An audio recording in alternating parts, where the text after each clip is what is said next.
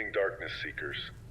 This is Maxwell Reed, broadcasting live on Midnight Frequencies, where we venture into the spaces between what we know and what we fear. It's 11 minutes past midnight, and tonight I'm breaking format to share something troubling. 3 days ago, I received a package. No return address, just my name and the station's P.O. box scrawled in jagged handwriting. Inside was a thumb drive, a torn page from a field journal, and a Polaroid so underexposed I initially thought it was blank. Only under my desk lamp did I see it, a dark silhouette, humanoid but wrong somehow, captured against the tree line of what I'd later identify as the Navajo Peaks wilderness. For those unfamiliar, I've spent 15 years rebuilding what was once a promising career in investigative journalism. I chased a story about government experiments in rural Nevada, a story that cost me my job at National Public Radio when my primary source vanished and my evidence evaporated overnight. The mainstream called me delusional. Conspiracy theorists made me their reluctant poster child. I retreated to this small station in Pinewood County where I've learned to be cautious with extraordinary claims. But what's happening in Navajo Peaks, a remote area spanning 300,000 acres of protected forest, roughly 70 miles northwest of our broadcast tower, deserves attention, regardless of my personal skepticism. The thumb drive contained 27 audio files, interviews conducted by local ranger Dominic Yazzie, the subjects, residents, hunters, and travelers from the outskirts of Navajo Peaks. Each described encounters that followed a disturbing pattern. I've spent the last 72 hours verifying what I could, calling contacts, cross-referencing details. I wouldn't bring this to air otherwise. I spoke with Ranger Yazzie yesterday morning. He's worked the peaks for 11 years, knows every trail and stream bed. I'm a man of science, Reed, he told me, his voice gruff over the poor connection. Always have been, but something's got the animals spooked. Something's got people spooked too. The story started in early April, hunters finding mutilated deer with surgical precision, no predator tracks nearby. Then hikers reporting a figure moving between trees faster than humanly possible. Always at dusk, always alone. Yazzie described 4 separate incidents where experienced outdoorsmen refused to return to previously favored spots, citing a feeling of being stalked. 2 claimed to have momentarily glimpsed a figure, tall, unnaturally thin, moving on all fours yet somehow still bipedal. Both independently used nearly identical language, describing the figure as wearing animal skin that didn't fit right. The peaks border Elkhorn Reservation land. Cultural sensitivity is paramount here, so I contacted Professor Abigail Sosi at State University, an anthropologist specializing in indigenous folklore. She hesitated when I mentioned the descriptions, then spoke carefully. What you're describing resembles Navajo legends of skinwalkers, Yinald Lushi, humans who've gained supernatural abilities through forbidden rituals. They can transform into, mimic, or wear the skins of animals. They're drawn to isolated places and fear. But Mr. Reed, she added, these are deeply sacred and protected stories. If something's happening in those mountains, invoking this particular legend could create panic. The term skinwalker is already spreading through local forums and text chains. The Polaroid I received has been duplicated, digitally enhanced, shared hundreds of times with wild speculation. 3 nights ago, a family of 4 camping at Whispering Pines campground abandoned their site at 3 a.m., driving 80 miles home in their pajamas after hearing what they described as human screams mixed with animal sounds surrounding their tent for 30 minutes. The Forest Service has logged 8 missing pet reports from perimeter homes in the past 2 weeks. Livestock incidents have increased threefold. Chickens, goats, even a prize bull found exsanguinated with clinical precision at the Monroe property, 7 miles from the nearest access road. I'm not one to fuel hysteria. My ruined career taught me the cost of rushing towards sensational conclusions. But there's something else. Something about these incidents that nags at my investigative instinct. The timing, the locations, they cluster around the North Ridge, an area recently surveyed for potential mining interests. These woods were the subject of heated land rights debates just months ago, before the county mysteriously tabled the discussion. The rational part of me suspects human activity, poachers using superstition to scare away witnesses, environmental activists employing guerrilla tactics, or something more sinister. The North Ridge contains caves rumored to be perfect for manufacturing substances far deadlier than forest legends. Tonight after my broadcast, I'm driving to Elkhorn Ridge Motel. I've booked a room for 2 weeks. My old field kit is packed, recording equipment, night vision monocular, topographic maps. Whatever's happening in Navajo Peaks, I intend to document it properly. I expected to feel excitement at the prospect of a legitimate investigation after so long. Instead, I feel dread pooling in my stomach as I consider that Polaroid. The figure wasn't quite human. It wasn't quite animal either. Its proportions were wrong. And I can't shake the detail I noticed just this morning. Enlarged under my magnifying glass, the figure appears to be looking directly at the photographer. If I'm being honest with myself and you, my faithful listeners, I've felt watched since opening that package. Twice I've glimpsed movement at the edge of my property, just beyond the reach of my security lights. Last night around 3 a.m., my dog Rusty, the most even-tempered retriever you'd ever meet, stood rigid at my bedroom window, hackles raised, emitting a low growl I've never heard from him before. But I've built midnight frequencies on a foundation of rational inquiry into the unexplained. If there's something supernatural stalking the forests of Navajo Peaks, I'll document it. If there's something human and malevolent using fear as a weapon, I'll expose it. The stories share another common element, a rancid, overwhelming smell preceding each encounter. Anthropologist Saussure mentioned this aligns with traditional accounts, the smell of death and decay associated with skinwalkers. But it also aligns with something else, something I haven't shared with authorities yet. The North Ridge sits above an old watershed that could be contaminated by whatever's happening in those caves. A text just came through from Forest Service dispatch. Another incident, 6 miles from the Monroe property. A hiker found disoriented, dehydrated, missing for 39 hours despite the search area being completely canvassed twice during that period. He's being treated for exposure and trauma at County General. Claims something chased him for miles, herding him deeper into unfamiliar territory. Says it moved like a man, but sounded like a wounded coyote. I've arranged to interview him tomorrow. Tonight, I'm making one stop before kicking into the motel. The County Records Office has a geological survey of the North Ridge from 1987 that never made it to digital archives.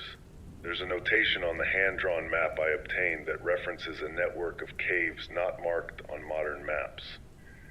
If something's using those caves, something human, they've chosen their location well. The terrain creates natural dead zones for cell service. The limestone formations could mask thermal signatures. And they're exploiting deeply ingrained cultural fears to establish a perimeter of terror few would willingly breach. Or perhaps, no. I won't entertain the alternative yet, not without evidence. To my listeners staying with me through this unusual broadcast, I'll be updating you nightly as my investigation progresses. I've established a secure upload protocol with my producer Vince, so even if I lose direct communication, my findings will reach you. For those in the Navajo Peaks area, stay vigilant but calm. Travel in groups. Report unusual activities to Ranger Yazzy's office, not social media. And please, respect the cultural significance of these stories to the Elkhorn Reservation community. To whoever sent me that package, I received your message. I'm coming to find the truth. This is Maxwell Reed, signing off from Midnight Frequencies. Stay safe in the darkness, friends. I'll report back tomorrow, assuming the shadows allow it.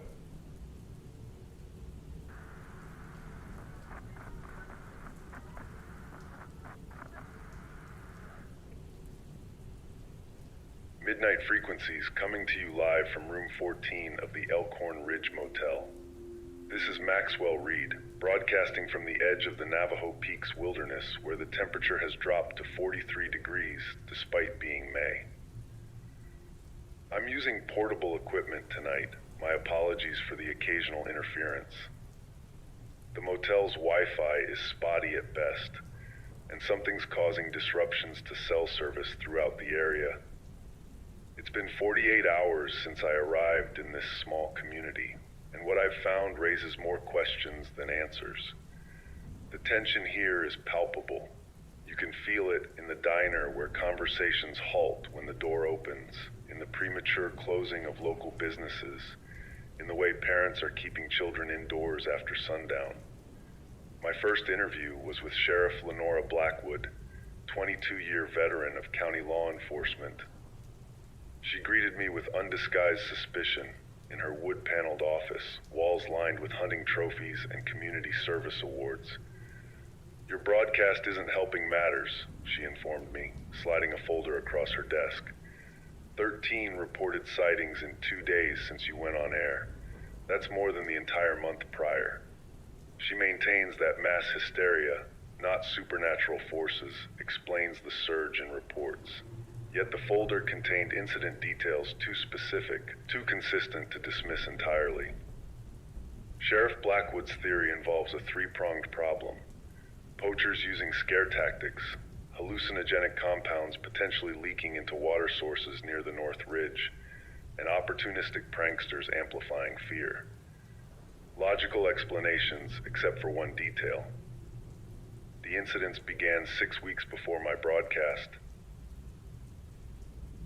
The most compelling account came from Deputy Foster, who encountered something unusual while investigating a trespassing call 2 miles from Whispering Pines campground. An experienced hunter, Foster tracked what he believed was a wounded coyote through dense underbrush. What he found instead was a deer carcass arranged in what he described as ritualistic fashion, organs removed with precision, surrounded by footprints that began as animal tracks and morphed gradually into barefoot human prints. While collecting evidence, Foster experienced sudden lightheadedness and detected a rotting chemical smell. His body cam malfunctioned for 11 minutes. When recording resumed, Foster was disoriented, 200 yards from the site with no memory of moving. The carcass and all evidence had vanished. Sheriff Blackwood attributes this to contaminated water consumption and fatigue. Foster has since taken indefinite leave. I spent yesterday afternoon with Wildlife Officer Jaden Morales, touring areas of recent disturbance. We documented 4 sites where ground had been disturbed in circular patterns, vegetation flattened or removed entirely. At the 3rd location, we discovered an array of animal bones: rabbits, coyotes, deer, arranged in concentric circles around a central point where the soil was stained black. Laboratory analysis is pending, but Morales noted this pattern matches no known predator behavior or indigenous ritual practice. "Been working these woods for 7 years, Morales told me, crouching to examine the arrangement. "Never seen anything like," he stopped mid-sentence, head tilting toward the dense pines 30 yards away. I followed his gaze but saw nothing. The audio recording captured what my ears missed. 3 distinct clicks followed by a sound resembling branches breaking or bones cracking in rapid succession. Morales insisted we leave immediately. Reviewing the audio later, beneath the ambient forest sounds, I detected what could be breathing, labored, irregular, coming from multiple directions simultaneously. Equipment malfunction or evidence. I'm sending the file to 2 separate audio analysts. The most disturbing development involves the Monroe property, site of the exsanguinated bull incident. Last night, ranch hand Vicente Alvarez discovered 4 of their remaining cattle dead in identical fashion, bloodless, organs removed with surgical precision. But this time, trail cameras captured a glimpse of the perpetrator. Mr. Monroe initially refused to share the footage, but his 17-year-old daughter Lily secretly transmitted it to me after overhearing her father mention government involvement.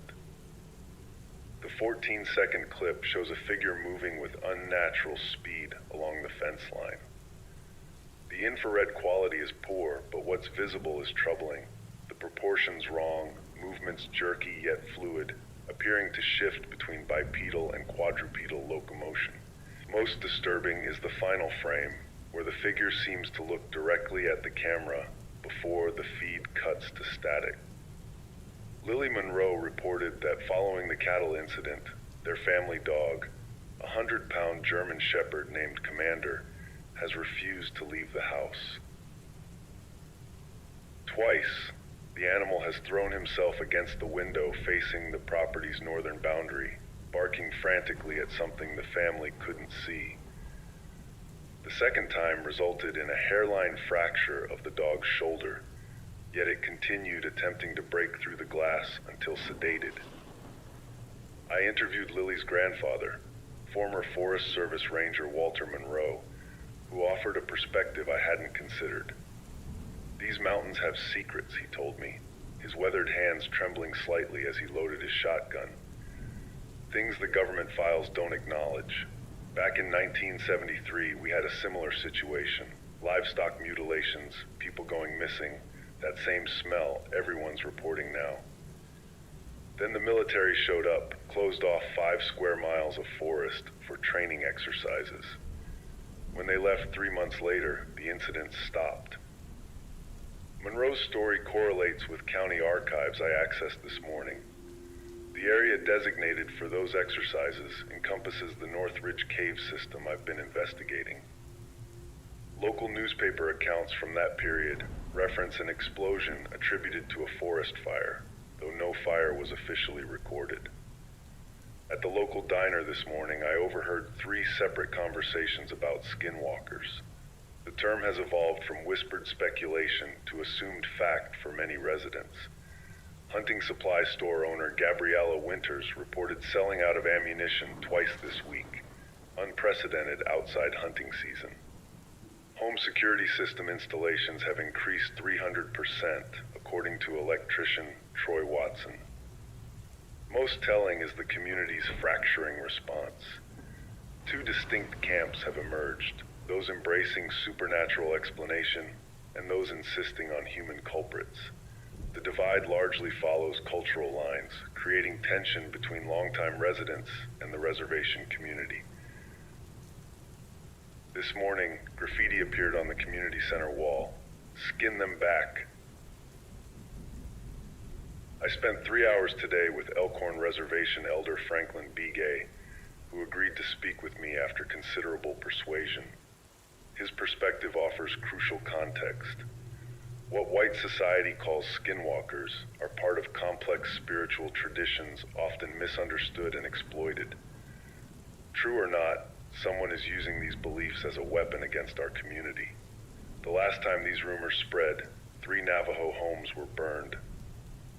Begay introduced me to his niece, Reservation Wildlife Officer Camila Begay, who revealed unauthorized testing had detected unusual chemical compounds in 3 water sources near the North Ridge, compounds consistent with pharmaceutical manufacturing byproducts.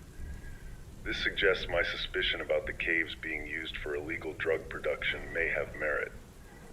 However, when Camila reported her findings to county officials, the investigation was reassigned and her samples disappeared from the evidence locker.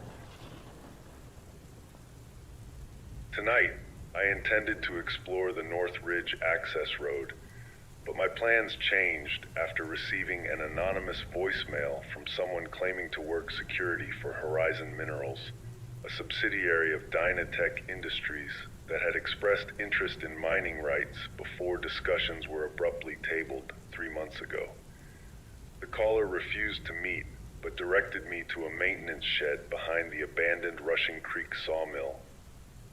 I found a sealed container holding corporate documents, environmental impact studies showing dangerous levels of heavy metals in the surveyed area, geological reports indicating the cave system extends far beyond official mappings, and most significantly, internal memos referencing local disruption strategies to devalue property and deter tourism.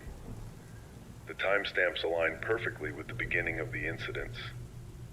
This evidence suggests corporate manipulation rather than supernatural forces, yet several elements remain unexplained.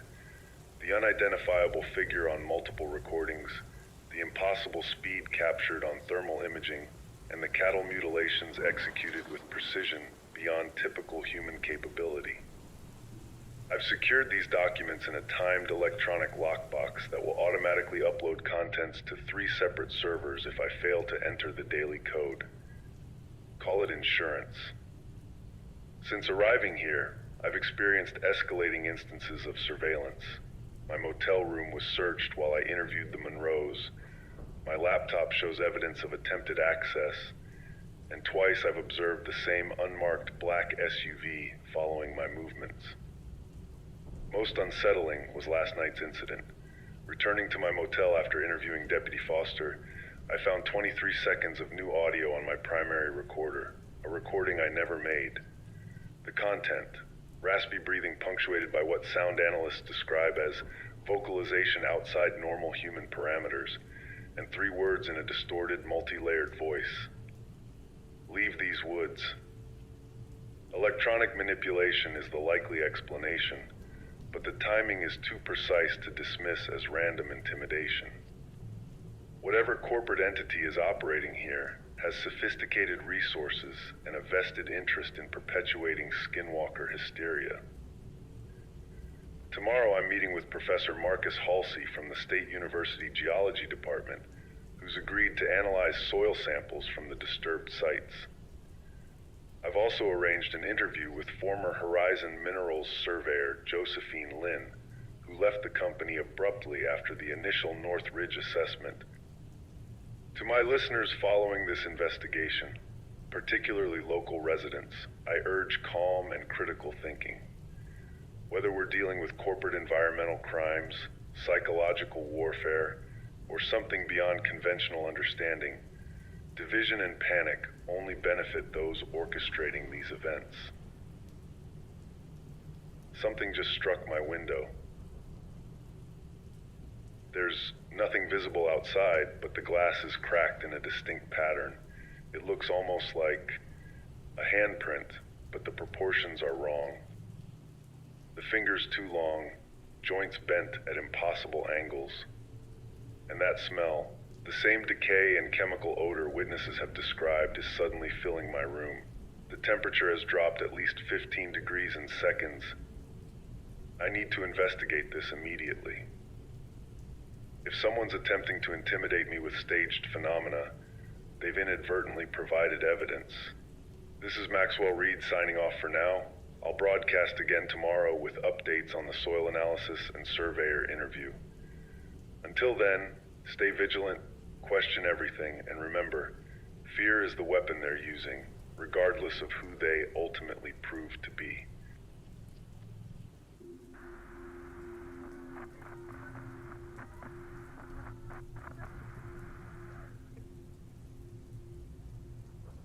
This is Maxwell Reed broadcasting midnight frequencies from an undisclosed location within Navajo Peaks. It's been 72 hours since my last transmission. My equipment was compromised, my motel room ransacked, and I've been forced to relocate 3 times. I'm using encrypted satellite uplink, borrowed from an ally I won't name for their protection. If my voice sounds strained, it's because I haven't slept more than 2 hours at a stretch since that handprint appeared on my window. The handprint defied conventional explanation. Professor Halsey confirmed the glass fracture pattern couldn't have been created by standard tools. The pressure points indicated 5 contact points exerting over 200 pounds of force simultaneously, yet distributed in a configuration impossible for human anatomy. More disturbing was the residue analysis. Organic compounds including animal proteins, synthetic chemicals consistent with pharmaceutical manufacturing, and trace elements of human DNA from 3 distinct sources. Whatever touched my window wasn't entirely human, wasn't entirely animal, and carried biological material from multiple origins. My meeting with former Horizon Minerals surveyor Josephine Lynn never happened. I found her car abandoned at our designated meeting point, driver's door open, engine running. Her phone, wallet, and recording equipment I'd requested she bring were missing. The vehicle's interior temperature registered 37 degrees, despite outside temperatures of 68. Local authorities initiated a search after I reported her disappearance, but Sheriff Blackwood seemed more interested in my movements than finding Lynn. The search expanded to include volunteer teams from surrounding counties. Tracking dogs followed Lynn's scent to the edge of Carpenter Creek before refusing to continue. The handlers described their behavior as terrified rather than confused. 18 hours into the search, a hiker discovered Lynn's jacket 2 miles upstream, snagged on branches overhanging a deep pool. The fabric was torn in patterns matching claw marks, yet no blood was present. Lynn's disappearance created a ripple effect. 2 search volunteers reported being stalked by something moving just beyond the tree line. Wildlife Officer Morales captured thermal imaging of what appeared to be 3 separate heat signatures converging and separating in impossible patterns, as though a single entity was fragmenting and reforming. The footage was confiscated by federal agents who arrived 28 hours into the search, identifying themselves as Environmental Protection Agency specialists. These agents, 4 men and 2 women in unmarked vehicles, established a command center at the ranger station, restricting access to key areas including the North Ridge and Carpenter Creek. Their credentials appeared legitimate, but calls to EPA regional headquarters yielded confusion and denials of any official operation. Sheriff Blackwood initially challenged their jurisdiction until receiving a phone call that visibly shook her composure. She's since collaborated fully with these unidentified operatives. I tracked the agent's satellite communications to a shell company owned by Dynatech Industries, parent company of Horizon Minerals. Corporate mercenaries posing as federal agents suggest stakes far beyond illegal drug manufacturing. I've forwarded this evidence to trusted colleagues at 3 major news outlets, ensuring the information survives regardless of what happens to me. Professor Halsey's soil analysis revealed compounds not found in nature, synthetic derivatives with molecular structures similar to experimental pharmaceutical compounds. Most concerning were trace elements of radioactive material consistent with next-generation energy extraction methods. These findings align with geological surveys showing the North Ridge contains rare earth elements worth billions in today's technology markets. The corporate connections seemed to explain everything until I interviewed Dr. Amani Washington, wildlife veterinarian called to examine the latest cattle mutilation. Her 20 years of experience with predator kills left her visibly shaken by what she found at the Thornhill Ranch, 5 miles from my original motel. These aren't tool marks, she told me, showing photographs I won't describe out of respect for sensitive viewers. The precision suggests surgical instruments, but the tissue separation occurred at the cellular level, technology that doesn't exist outside theoretical research. Most disturbing was her analysis of saliva traces found on the remains, containing enzyme combinations from multiple species, including canine, human, and unidentified primates, all present in a single sample. The investigation took a darker turn when I obtained security footage from the Pinecrest Market, showing Lynn 8 hours after her disappearance. She appeared disoriented, movements jerky and uncoordinated, as she purchased water and beef jerky without speaking to the clerk. Her eyes never blinked during the 3-minute clip, and she left walking north toward the forest edge rather than toward town or the highway. The clerk reported she smelled like chemicals and rotting meat. This sighting triggered an intensified search concentrating on the northern quadrant, bringing 47 volunteers into increasingly remote terrain. By nightfall, 3 of those volunteers were missing, experienced hikers who'd separated from the main group to check a ravine half a mile from the cave system entrance. Their radio transmission cut mid-sentence after one reported seeing something moving inside the rock itself. Tribal Police Officer Gabriel Two-Trees broke protocol by sharing the final transmission with me. Before communication failed, searcher Miguel Reyes described seeing Lynn standing motionless outside a cave entrance, but something was wrong with her shadow. It moved independently, stretching toward the search party like fingers reaching out. The Tribal Council convened an emergency session, declaring the North Ridge forbidden territory. Elder Franklin B. Gay performed ceremonial protections for reservation boundaries, while offering a perspective that bridges the gap between my corporate conspiracy theory and the supernatural explanations circulating through the community. Our stories teach that skinwalkers were once human before transformation, Begay explained. What if certain corporations have discovered properties within these caves that affect human biology? Ancient warnings and modern greed may be different descriptions of the same threat. This hybrid theory gained credibility when I infiltrated a temporary medical facility established in an unmarked warehouse outside town. Posing as a supply delivery driver, I witnessed 8 patients in isolated containment units exhibiting symptoms including severe photosensitivity, enhanced night vision, elevated body temperature, and dramatic skeletal elongation of extremities.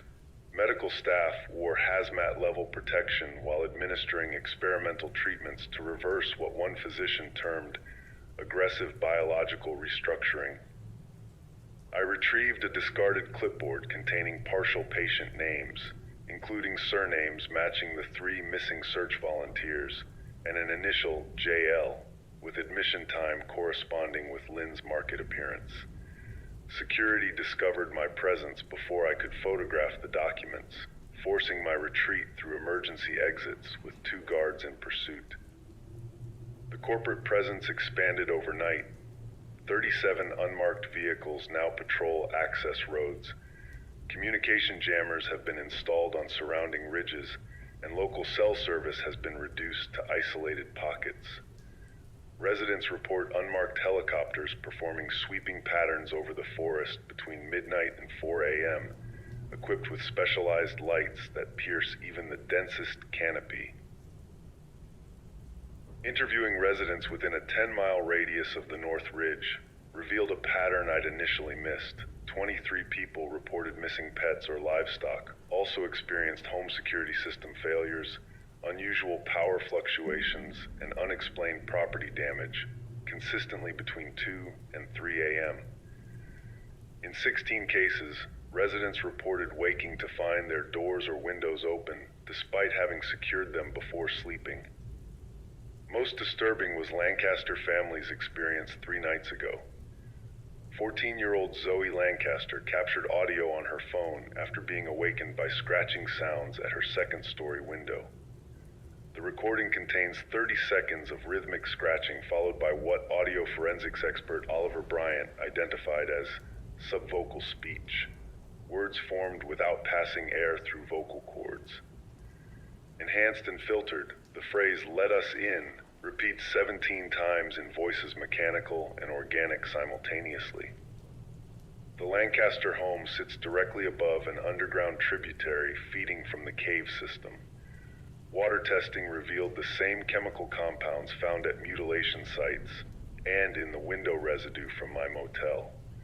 This suggests contamination is spreading through groundwater, potentially affecting everyone within the watershed area.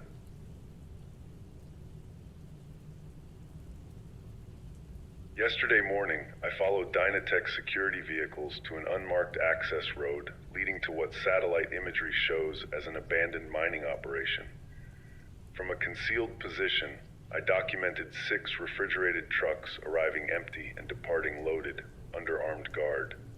Through telephoto lens, I captured images of hazard symbols on internal containers visible during loading, biohazard, and radiation warnings. As I observed the operation, movement in my peripheral vision drew my attention to the ridge above, a figure watching from the tree line. The distance was too great for clear identification, but its proportions matched the descriptions from multiple witnesses: elongated limbs, head slightly too large, posture suggesting both animal and human characteristics. When I adjusted my camera to photograph it, the figure vanished with impossible speed.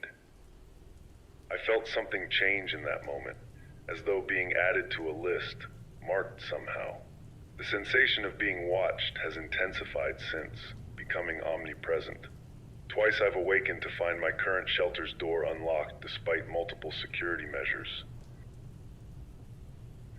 Last night, every digital recording device in my possession activated simultaneously at 3:17 a.m., capturing nothing but static and fragmentary whispers for exactly 11 minutes before deactivating. My investigation has uncovered evidence supporting interconnected conspiracies. Dynatech Industries is extracting rare compounds with extraordinary properties from the North Ridge caves. Exposure to these elements causes biological mutations they're struggling to contain. And rather than cease operations, they're weaponizing local folklore to quarantine the area while accelerating extraction before competing interests discover the resource. The Skinwalker phenomena appears to be both corporate misdirection and terrifying reality. Affected individuals exhibiting predatory behaviors, enhanced physical capabilities, and psychological deterioration consistent with the most disturbing aspects of the legends. Whether these transformations are intentional experiments or uncontrolled exposure remains unclear, but the corporate containment operation suggests they've lost control of the situation. This afternoon, I received information from an anonymous source inside the Dynatech operation. Thousands of pages of research data, security protocols, and internal communications about Project Skinwalker. I've only begun analyzing the files, but initial findings confirm the caves contain a previously undocumented fungal organism with properties that fundamentally alter mammalian DNA upon exposure. The fungus produces spores that become airborne when disturbed, can survive in water systems, and appear to target the hypothalamus and pineal gland when introduced to human hosts. Most alarming are mortality statistics showing 43% of exposed subjects die within 72 hours, while survivors undergo rapid physiological changes including enhanced sensory perception, altered bone density, and in advanced cases, the ability to dislocate major joints to achieve quadrupedal movement. The psychological profile of survivors documents increased aggression, predatory instincts, and complete identity dissociation within 5 to 7 days of exposure. Dynatech researchers believe the fungus developed in isolation over thousands of years, feeding on unique mineral deposits and radiation sources in the cave system. Their extraction operation disturbed dormant growth chambers approximately 4 months ago, triggering the first exposures among survey team members. Rather than contain the threat, executives recognized potential military applications and established research protocols to weaponize the organism. The evacuation date for their research team is scheduled for 48 hours from now, with contingency plans referencing controlled burn protocols if public exposure becomes unavoidable.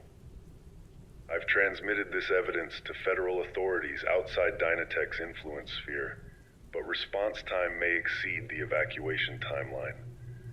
Tomorrow, I plan to access the main research facility using security credentials copied from the document cache. My goal is to recover biological samples proving corporate responsibility before they destroy evidence and implement their containment strategy. To residents of Navajo Peaks and surrounding communities, immediate evacuation is your safest option. For those who cannot leave, avoid all water sources connected to the North Ridge watershed, secure your homes against entry, and maintain constant awareness of your surroundings. What began as corporate environmental crime has evolved into a biological threat beyond their control. The line between corporate conspiracy and supernatural threat has dissolved. We face human greed, unleashing forces nature evolved in isolation. Forces carrying ancient warnings in indigenous stories now proven prophetic. Whether you call them skinwalkers or genetically modified humans, the danger is identical. This may be my final broadcast for some time. I've established dead drop protocols with my producer Vince, who will continue sharing information through emergency channels if regular transmission becomes impossible. Should I fail to check in within 24 hours, a complete evidence package will automatically release to federal agencies and international media outlets. For those who followed this investigation, your attention ensures accountability regardless of what happens next. The truth about Navajo Peaks will not remain buried in corporate documents or isolated wilderness. Whatever emerges from those caves, whether wearing animal skins or corporate logos, cannot hide from focused public scrutiny. This is Maxwell Reed, potentially signing off for the final time from Midnight Frequencies. The investigation has moved beyond broadcast safety. The next phase requires direct infiltration. If I discover definitive answers in those caves, you'll be the first to know, assuming I return with my humanity intact. Keep listening to the frequencies between what we know and what we fear. Sometimes the monsters wear business suits, sometimes they wear stolen skins. The most dangerous ones I've discovered can wear both.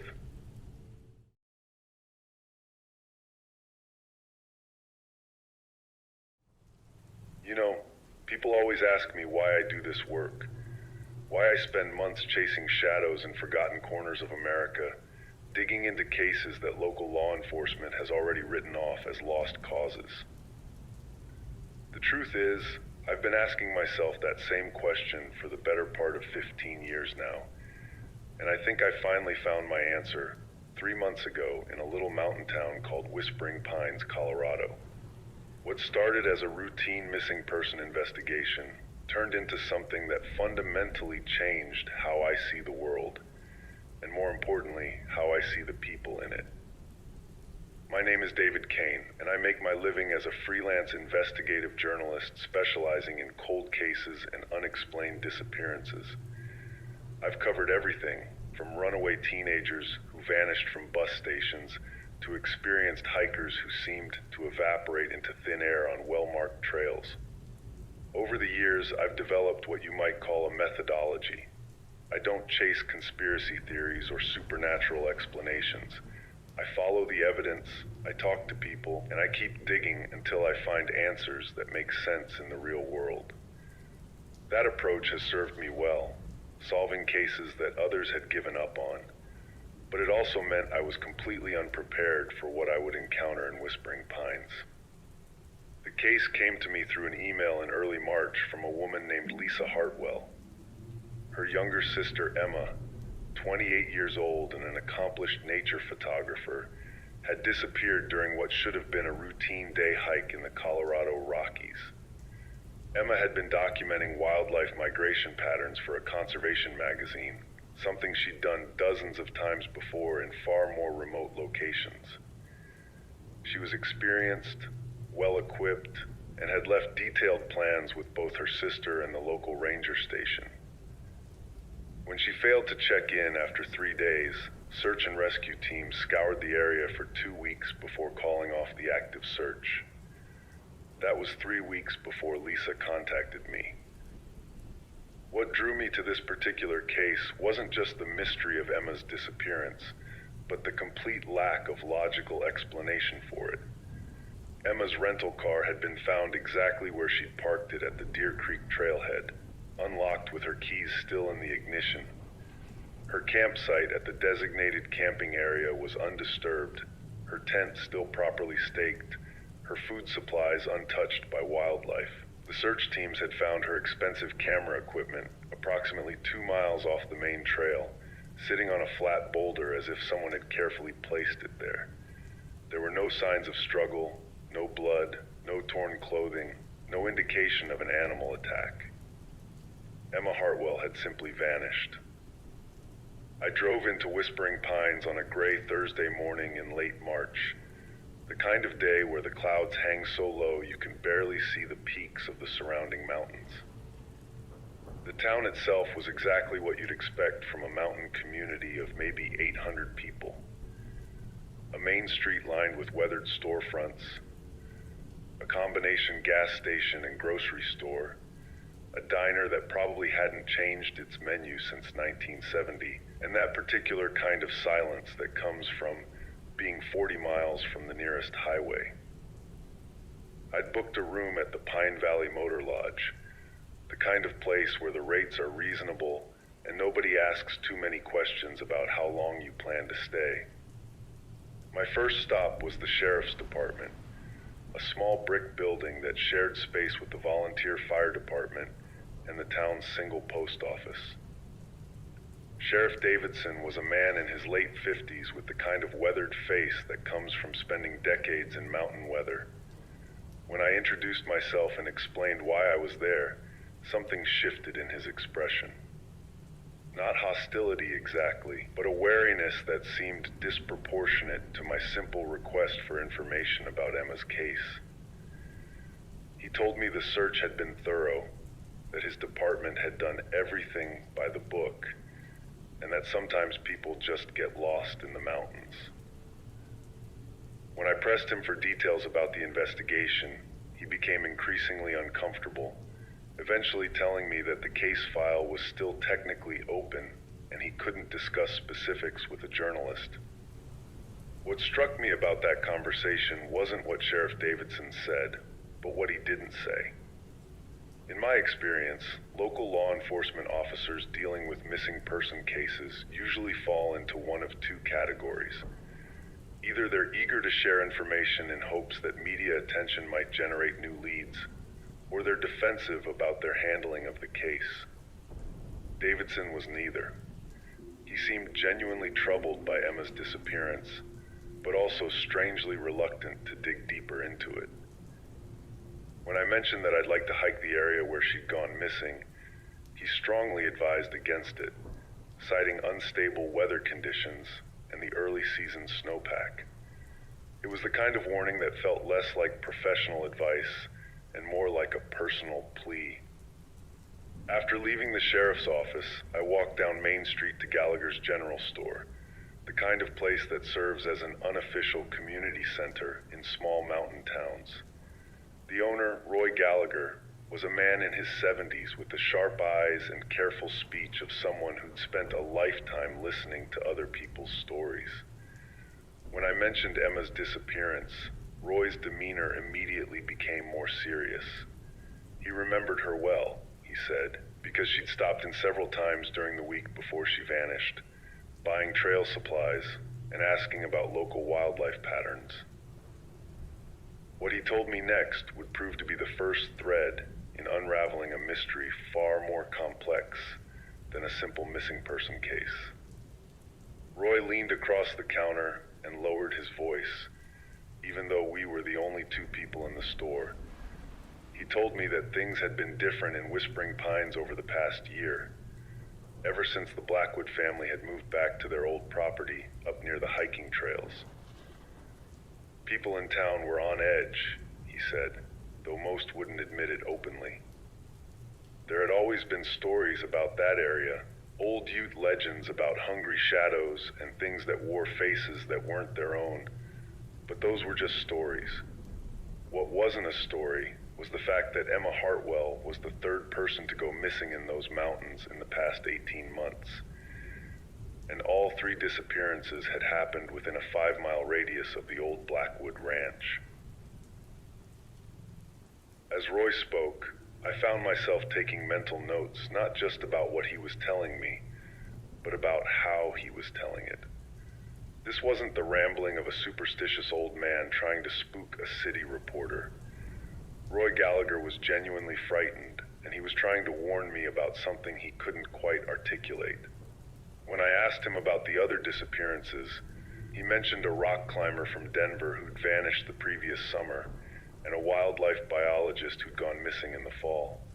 Both cases had been investigated and eventually classified as probable accidents, deaths by misadventure in unforgiving terrain where bodies might never be recovered.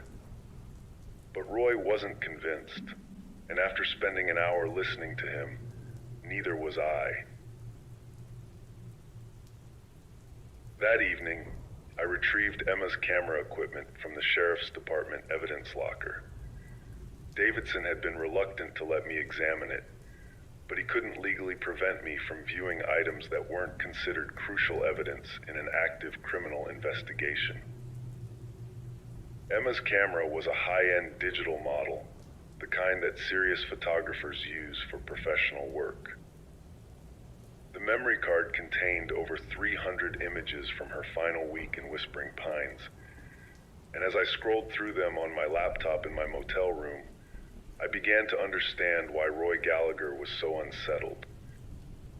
The early photos were exactly what you'd expect from a nature photographer documenting wildlife migration. Deer at dawn, elk moving through aspen groves, mountain landscapes bathed in golden hour light. But as I worked through the chronological sequence, the images began to change. Emma had started photographing strange markings on tree trunks, deep scratches that looked almost like claw marks but were too regular, too purposeful to be natural. In several shots, she'd captured blurred figures in the background, distant shapes that could have been animals or people, but were too out of focus to identify clearly. The final dozen images on the card were the most disturbing. They showed the same section of forest from different angles, as if Emma had been documenting something specific, something she felt was important enough to photograph repeatedly. Looking at those photographs, I felt the first stirring of the unease that would eventually consume me during my time in Whispering Pines. Emma Hartwell hadn't just been taking pictures during her final days. She'd been documenting evidence of something that had caught her attention, something she'd felt compelled to record. The question was whether that something had anything to do with her disappearance, and whether the old stories Roy Gallagher had mentioned were more than just local folklore designed to keep outsiders away from dangerous terrain. I made the decision that night to hike out to Emma's last known location the following morning. I'd brought full camping gear with me from Denver, and I figured spending a night in the area where she'd vanished might give me insights that a daylight visit couldn't provide. It was the kind of investigative approach that had served me well in previous cases, immersing myself in the environment where events had unfolded. What I didn't realize was that by choosing to camp in that particular stretch of wilderness, I was about to become part of the story I was trying to understand. Some investigations change you as a person, and some changes you can never undo.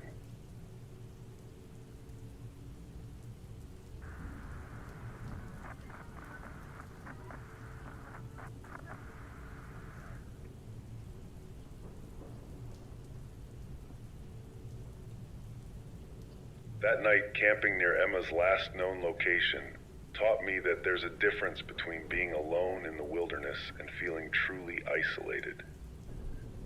I'd spent countless nights sleeping under the stars during previous investigations, but something about that particular stretch of forest felt fundamentally wrong. I pitched my tent in a small clearing about a quarter-mile from where Emma's camera had been found, close enough to the main trail that I wouldn't get lost, but far enough into the woods to experience whatever she might have encountered during her final days. What I experienced instead was the longest night of my professional career, filled with sounds that didn't quite fit the normal symphony of a mountain forest. The noises started around midnight, subtle at first, but gradually becoming more pronounced. I heard what sounded like footsteps circling my campsite, but when I turned on my flashlight and swept the beam through the trees, I found nothing. There were voices too, distant conversations that seemed to drift through the forest from no particular direction, words I couldn't quite make out, but that carried the rhythm and cadence of human speech. Twice during the night, I could have sworn I heard someone calling my name, but when I responded, the forest fell silent. By dawn, I was exhausted and rattled, but I was also more determined than ever to understand what had happened to Emma Hartwell. The next morning, I drove straight to the Larimer County Records Office in Fort Collins, about 2 hours down the mountain from Whispering Pines. If there was a pattern to these disappearances, as Roy Gallagher had suggested, then the evidence would be buried in police reports, missing person files, and newspaper archives. I've learned over the years that the key to solving mysterious cases is often found not in dramatic revelations, but in the methodical examination of seemingly unrelated data points. What I discovered during the next 3 days of research fundamentally changed my understanding of what was happening in those mountains. The official records painted a disturbing picture that extended far beyond Emma's disappearance. Over the past 15 years, 7 people had vanished without a trace in the wilderness areas surrounding Whispering Pines. All were experienced outdoor enthusiasts, hikers, rock climbers, wildlife photographers, and researchers who knew how to handle themselves in challenging terrain. All had disappeared during good weather conditions on well-marked trails. All had left behind personal belongings that were later found in locations that made no logical sense. Most significantly, all 7 disappearances had occurred within a roughly 5-mile radius of what the local maps identified as the old Blackwood property. I spent an entire day reading through newspaper archives dating back to the late 1980s, looking for any mention of the Blackwood family that Roy had referenced. What I found was a story that the residents of Whispering Pines had apparently tried very hard to forget. In the summer of 1987, the Blackwood family had been at the center of a tragedy that shook the small mountain community to its core. Vincent Blackwood, the youngest son, had been involved in the deaths of 3 local teenagers during what was supposed to be a camping trip in the National Forest. The details were sparse, filtered through the careful language of small-town journalism, but the basic facts were clear. 3 kids had gone into the woods with Vincent and never came home. The newspaper coverage from that time painted Vincent as a troubled young man who had somehow convinced his friends to venture into dangerous terrain during a severe thunderstorm. 2 of the bodies were eventually recovered from a ravine where they had apparently fallen while trying to navigate treacherous rocks in the dark. The 3rd teenager was never found, presumed to have been swept away by flash flooding. Vincent himself had survived, claiming that he had tried to lead his friends to safety, but had become separated from them during the storm. The incident was ruled a tragic accident, but the social pressure on the Blackwood family became unbearable. They sold their property and left Whispering Pines within 6 months of the tragedy. What made this historical incident relevant to my investigation was the timeline. According to the property records I'd examined, Harold and Janet Blackwood had purchased their old family ranch the previous spring, almost exactly 1 year before Emma's disappearance. The timing of their return coincided perfectly with the recent uptick in missing person cases that Roy Gallagher had mentioned. It was the kind of correlation that might mean nothing, or might mean everything, depending on what other connections I could establish. That afternoon, I drove back up to Whispering Pines and spent several hours at the small public library, a converted house on a side street that served the community's modest literary needs. The librarian was a woman in her 60s named Dorothy Winters, who had lived in the area her entire life and remembered the Blackwood tragedy clearly. When I mentioned my interest in local history, particularly regarding missing persons, Dorothy became noticeably uncomfortable. She was willing to help me access the library's local history collection, but she insisted on staying nearby while I researched, as if she were afraid to leave me alone with certain information. The library's archives contained materials that hadn't been digitized or preserved in the county records. Old diaries donated by longtime residents, unpublished memoirs, and most importantly, a collection of oral histories that had been recorded in the 1970s as part of a project documenting indigenous perspectives on the region. It was in these recordings that I first encountered detailed accounts of what the original Ute inhabitants had believed about the area where the disappearances were occurring. According to these interviews, that particular section of the mountains had always been considered dangerous, not because of natural hazards, but because of something the Ute elders called the Hollow Ones. The indigenous accounts described entities that could perfectly mimic human appearance and behavior, but which lacked the essential spark that made a person truly alive. These Hollow Ones were said to be driven by an insatiable hunger for authentic human experience, studying their victims so completely that they could become them in every observable way. The stories warned that Hollow Ones were particularly drawn to people who spent time alone in the wilderness, individuals who could be observed and studied without interference from others. What chilled me about these accounts was how closely they matched the profile of the people who had been disappearing, solitary outdoor enthusiasts who often spent days or weeks in remote areas. As I listened to these recordings through crackling headphones in the library's small research room, I found myself thinking about the voices I'd heard during my night camping in the forest.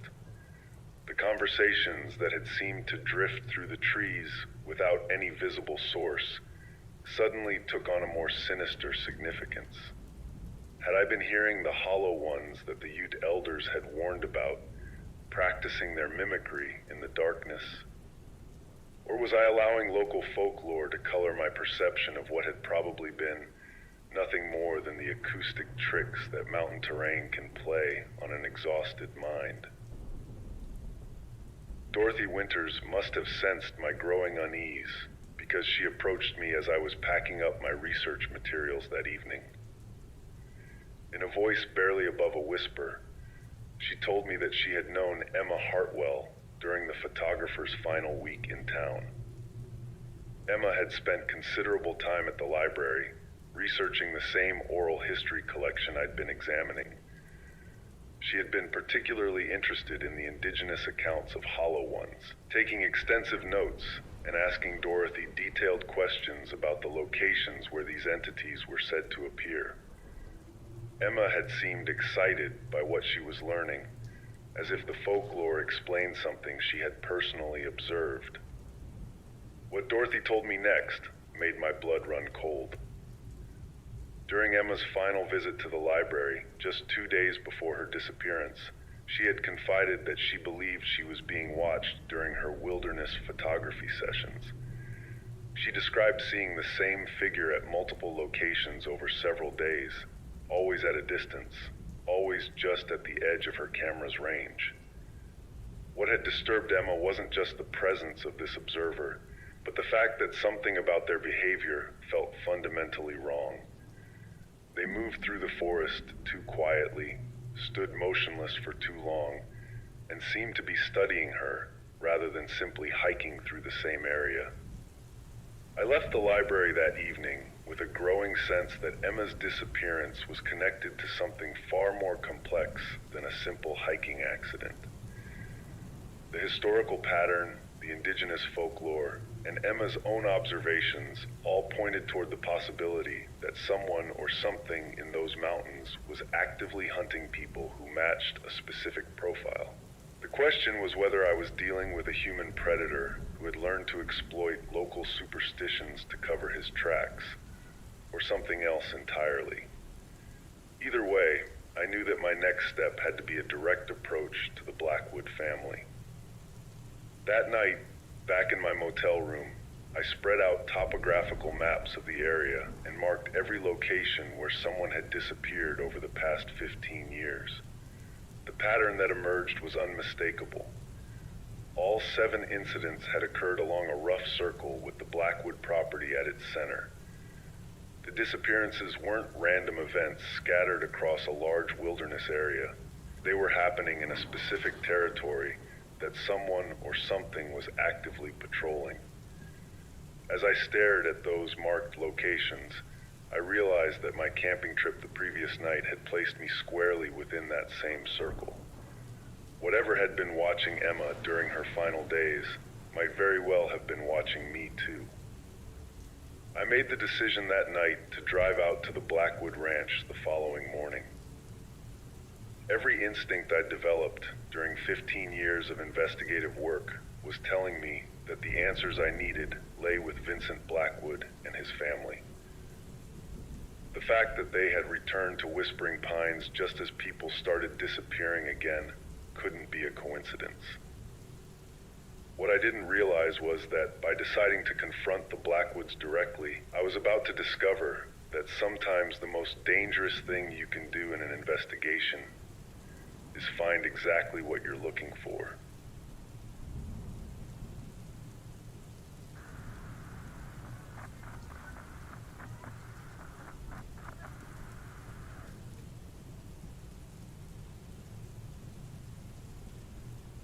The drive to the Blackwood property took me along a series of increasingly narrow dirt roads that wound deeper into the mountains than I'd expected. According to my GPS, the ranch was only 12 miles from the center of Whispering Pines, but the journey felt like traveling backward through time, each mile taking me further from the familiar rhythms of civilization and into something altogether more primitive. The road itself was barely maintained, full of potholes and washouts from spring snowmelt, and I found myself wondering how the Blackwood family managed to navigate it regularly, especially during the harsh mountain winters. When I finally reached the property, what I saw made me understand why the family had been able to live in relative isolation since their return. The ranch sprawled across maybe 50 acres of partially cleared land, surrounded on three sides by dense forest that stretched unbroken to the horizon. The main house was a two-story log structure that might have been impressive once, but now showed clear signs of neglect. Peeling chinking between the logs, a sagging front porch, and windows that were either boarded up or covered with sheets. There were several outbuildings scattered around the property, including a large barn that looked like it hadn't seen use in decades. The entire place had an air of abandonment that seemed at odds with the fact that people were supposedly living there. I parked my rental car near the front gate and spent a few minutes observing the property before approaching the house. There were signs of recent habitation, tire tracks in the muddy driveway, smoke drifting from the chimney, a small vegetable garden that someone had started near the kitchen windows. But there was also something fundamentally wrong about the scene, a quality I couldn't immediately identify, but that made my skin crawl. It took me several minutes to realize what was bothering me. The property was completely silent. No dogs barking, no chickens clucking, no sounds of human activity despite clear evidence that people lived there. Even the forest around the ranch seemed unnaturally quiet, as if the normal wildlife had learned to avoid the area. Harold Blackwood answered my knock at the front door, and my first impression was that he looked exactly like what you'd expect from someone who'd spent decades living in mountain isolation. He was a man in his 70s with a gray beard and the kind of deep tan that comes from spending most of your time outdoors. His clothes were practical rather than fashionable. Worn jeans, a flannel shirt, heavy boots that had seen serious use. What struck me about Harold wasn't his appearance, though, but his immediate wariness when I introduced myself as a journalist investigating Emma Hartwell's disappearance. He didn't seem surprised by my presence, which was unusual in my experience with rural interviews. Harold invited me inside with a politeness that felt rehearsed, as if he'd been expecting this conversation and had prepared for it in advance. The interior of the house was as shabby as the exterior suggested. but it was clean and organized in a way that spoke of people trying to make the best of difficult circumstances. The furniture was old but well maintained, the kind of pieces that families pass down through generations. What immediately caught my attention were the family photographs arranged on the mantelpiece. Images spanning several decades that showed the Blackwood family during happier times, including several pictures of a young man who I assumed was Vincent before the 1987 tragedy. Janet Blackwood emerged from the kitchen as Harold was offering me coffee, and I was struck by how well preserved she looked for a woman who had to be in her late 60s.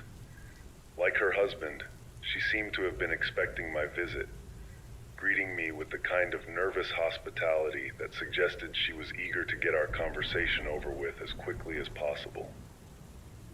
When I explained that I was investigating Emma's disappearance and had learned about their family's history in the area, both Harold and Janet became noticeably more tense. They exchanged a look that lasted just a fraction of a second too long. The kind of silent communication that develops between people who've shared difficult experiences. The third member of the family appeared while we were settling into the living room for what I hoped would be an informative interview. Daniel Blackwood introduced himself as Harold and Janet's son, explaining that he'd moved back to help his aging parents maintain the ranch. He appeared to be in his late 20s or early 30s, with dark hair and the same weathered complexion as his father. What immediately struck me about Daniel was his voice. He spoke with an accent that seemed to shift subtly depending on what he was saying, sometimes sounding like a native of rural Colorado, other times carrying inflections that suggested he'd spent time in different parts of the country. As we talked, I began to notice other odd details about the family's behavior. Harold would start to answer my questions, then pause and look at Daniel before continuing, as if seeking permission or guidance. Janet frequently repeated phrases that Daniel had just used, sometimes word for word, in a way that felt unnatural. Most unsettling was Daniel's habit of unconsciously mimicking my own speech patterns and gestures, a behavior that became more pronounced the longer our conversation continued. By the time we'd been talking for 30 minutes, he was using phrases and expressions that I'd introduced to the conversation, incorporating them so seamlessly that I might not have noticed if I hadn't been paying close attention. When I asked about Vincent, the family's response was immediate and rehearsed. Vincent had died in 1989, they told me, just 2 years after the tragic camping incident that had devastated the community. He'd never recovered emotionally from the loss of his friends, and had eventually taken his own life while living in a treatment facility in Denver.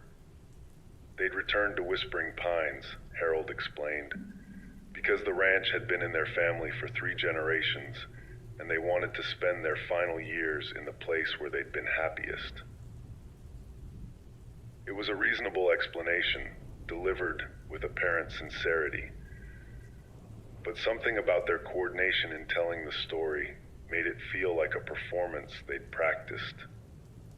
As our conversation progressed, I found myself studying Daniel more closely, particularly when he thought I wasn't paying attention.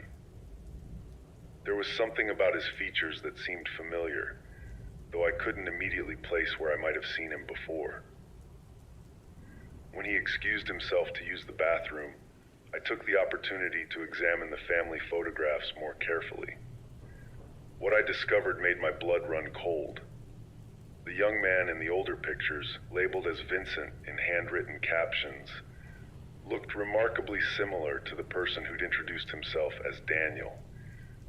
Not just similar in the way that family members often resemble each other, but identical in a way that suggested they were the same person. I managed to keep my composure during the remainder of our conversation, but my mind was racing with implications. If Daniel was actually Vincent, then everything the family had told me about his death was a lie. More importantly, it meant that the person connected to the 1987 tragedy was still alive and living in the exact area where people had been disappearing. When Harold offered to show me around the property, I accepted immediately, hoping to find additional evidence that might confirm my growing suspicions about their true identities. The tour of the ranch revealed several disturbing details that the family tried to gloss over or explain away. In the main barn, I noticed what appeared to be living quarters that had been hastily concealed.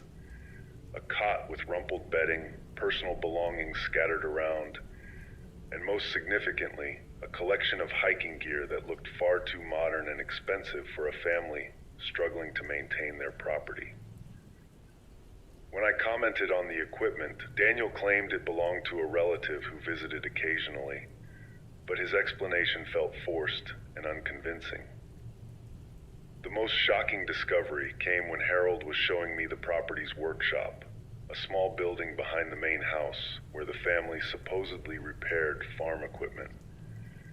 Hanging on one wall was a backpack that I immediately recognized from the photographs Emma's sister had provided, a distinctive blue and gray hiking pack with specialized camera equipment attachments. I managed to keep my reaction under control, but seeing Emma's backpack in the Blackwood workshop confirmed that the family was directly connected to her disappearance. When I asked about the pack, Harold claimed they'd found it abandoned on their property and had been meaning to turn it in to the sheriff's department. The family's explanation for having Emma's backpack was plausible enough on the surface, but combined with everything else I'd observed, it painted a picture of deception that went far beyond simply withholding information from a nosy journalist. As we walked back toward the main house, I found myself noting details that might be important later. The layout of the buildings, the locations of vehicles, and most importantly, the various paths that led from the ranch into the surrounding forest. If I was right about Daniel's true identity, then Emma Hartwell had likely been brought to this property, and there was a good chance she might still be somewhere nearby. As I prepared to leave that afternoon, the family's behavior became increasingly strange. They seemed reluctant to let me go, finding reasons to extend our conversation and repeatedly asking about my plans for the rest of my investigation. Daniel in particular showed an intense interest in my research methods, asking detailed questions about how I'd learned about their family and what other people I'd spoken with in town. His curiosity felt less like friendly interest and more like intelligence gathering, as if he were trying to determine how much I knew and who else might be looking into Emma's disappearance. The drive back to town gave me time to process everything I'd observed during my visit to the Blackwood Ranch. The family was clearly hiding something significant, and their possession of Emma's backpack suggested they were directly involved in her disappearance. More troubling was the growing certainty that Daniel was actually Vincent, the same person who'd been connected to 3 deaths in 1987. If that was true, then the indigenous stories about hollow ones and shapeshifters might be more than folklore. They might be the community's way of describing someone who was so skilled at mimicking others that he could convince people he was someone entirely different. That night, I made the decision to conduct surveillance of the Blackwood property. If they were holding Emma somewhere on the ranch, or if Vincent was using the property as a base for hunting other victims, then observing their nighttime activities might provide the evidence I needed to involve law enforcement. What I witnessed during the next 8 hours would force me to confront the possibility that the truth about Emma's disappearance was far stranger and more terrifying than anything I'd encountered in 15 years of investigative work.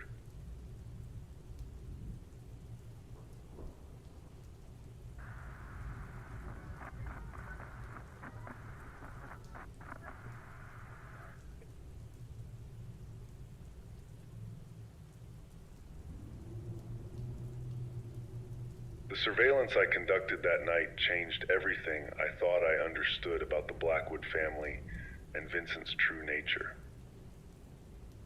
I positioned myself on a ridge overlooking the ranch, using binoculars and a telephoto lens to observe the property from a distance of roughly half a mile. What I witnessed over the course of 8 hours forced me to confront the possibility that human behavior could be far more disturbing than any supernatural explanation I might have considered. The lights in the main house went out around 10 o'clock, but the activity on the property was just beginning. Around midnight, I observed a figure emerge from the main house and begin what appeared to be a systematic patrol of the entire ranch. Using my telephoto lens, I could see that it was the person who had introduced himself as Daniel, but his behavior was unlike anything I'd witnessed during our afternoon conversation. He moved through the property with a predatory awareness, stopping frequently to listen and observe his surroundings in a way that suggested he was expecting something or someone. Most disturbing was the fact that he seemed to be practicing different walking gaits and postures, occasionally stopping to rehearse gestures and movements as if he were an actor preparing for a performance. What I observed next defied logical explanation and forced me to question my own perceptions. Over the course of the night, I witnessed what appeared to be multiple people moving around the property, but the more carefully I watched, the more convinced I became that I was seeing the same individual adopting different personas. The figure I'd been tracking would disappear into one of the outbuildings and emerge minutes later, moving and behaving like a completely different person. The changes weren't subtle costume alterations. They were fundamental transformations in posture, gait, and apparent age that made each incarnation seem like a distinct individual. At one point during the night, I observed what appeared to be a conversation between two people near the barn. But when I adjusted my telephoto lens for a clearer view, I realized I was watching a single person conducting both sides of a dialogue. He would physically position himself in one location, speak in one voice and manner, then move to a different position and respond in a completely different voice and behavioral pattern. The performance was so convincing that even knowing I was watching one person, my brain kept trying to interpret the scene as an interaction between two distinct individuals. By dawn, I was exhausted and deeply disturbed by what I'd witnessed, but I was also more determined than ever to understand the psychological mechanisms behind Vincent's behavior. The indigenous stories about Hollow Ones suddenly seemed less like folklore and more like a community's attempt to describe something they'd observed but couldn't scientifically explain. I drove back to Fort Collins that morning with a new hypothesis. Vincent Blackwood wasn't supernatural, but he was suffering from a psychological condition so severe that it allowed him to become other people in ways that went far beyond simple impersonation. My research into Vincent's actual medical history required calling in favors from contacts I'd developed during previous investigations. Through a journalist colleague who specialized in mental health reporting, I was able to access sealed juvenile records and psychiatric evaluations that painted a disturbing picture of Vincent's psychological development. The official records revealed that Vincent had been diagnosed with dissociative identity disorder at age 16, but his case was considered so unusual that he'd been studied by multiple specialists who disagreed about the nature and extent of his condition. The psychiatric evaluations described a young man with an extraordinary ability to observe and mimic human behavior, but who seemed to lack what the doctors called a stable core identity. Vincent could adopt the mannerisms, speech patterns, and behavioral quirks of anyone he'd observed for more than a few hours, and he could maintain these personas for days or weeks at a time. What made his case particularly troubling was that he didn't seem to be consciously controlling these transformations. They appeared to be an involuntary response to prolonged contact with other people. According to the medical records, Vincent's condition had been triggered by severe childhood trauma, but it had evolved into something far more complex than typical dissociative disorders. The specialists noted that Vincent seemed to be driven by what they described as an insatiable hunger for authentic human experience. He would study his targets obsessively, learning not just their obvious characteristics, but their subtle emotional patterns, their unconscious habits, their deepest fears and desires. The more completely he understood someone, the more perfectly he could become them. The 1987 incident involving the 3 teenagers took on a completely different meaning when viewed through the lens of Vincent's psychological profile. The official investigation had concluded that Vincent had convinced his friends to venture into dangerous terrain during a storm, but the psychiatric records suggested a more complex scenario. Vincent had likely spent weeks studying those teenagers, learning their personalities and motivations so thoroughly that he could manipulate them by becoming whoever they most trusted or wanted to please. Reading through the case files, I learned that Vincent's method wasn't violent in any conventional sense. He didn't physically force his victims into dangerous situations. Instead, he psychologically maneuvered them by exploiting their own desires and weaknesses. The 3 teenagers who died in 1987 had followed Vincent into the storm because he had convinced each of them individually that he was someone they could trust completely. By the time they realized something was wrong, they were already lost in conditions that made survival nearly impossible. The most disturbing revelation came when I accessed Vincent's treatment records from the psychiatric facility where he'd supposedly died. The truth was that Vincent had never died at all. He'd escaped during a patient transfer in 2010 by convincing the transport guards that he was actually a staff psychologist who was accompanying the real patient. The deception had been so complete that it took the facility 3 days to realize Vincent was missing, and by then he'd vanished without a trace. My investigation into Vincent's activities during the years between his escape and his return to Whispering Pines revealed a pattern of identity theft that spanned multiple states and dozens of victims. Working with law enforcement databases, I was able to trace a series of missing person cases that followed Vincent's movements across the country. The victims were always people who lived alone or spent significant time in isolation: researchers, artists, writers, and outdoor enthusiasts who could be studied extensively before disappearing. What made Vincent's crimes particularly insidious was that he didn't kill his victims in any traditional sense. Instead, he would study them so thoroughly that he could completely take over their lives, contacting their families and employers while impersonating them perfectly. The original victims were left psychologically shattered, unable to maintain their sense of self after having their entire identity stolen by someone who understood them better than they understood themselves. Many ended up in psychiatric facilities, dismissed as delusional when they tried to report that someone else was living their life. The pattern I discovered explained how Vincent had been able to return to Whispering Pines and establish the illusion of a normal family life. Harold and Janet Blackwood weren't his parents. They were likely among his earliest victims, people he'd studied and replaced so completely that even longtime residents of the community couldn't tell the difference.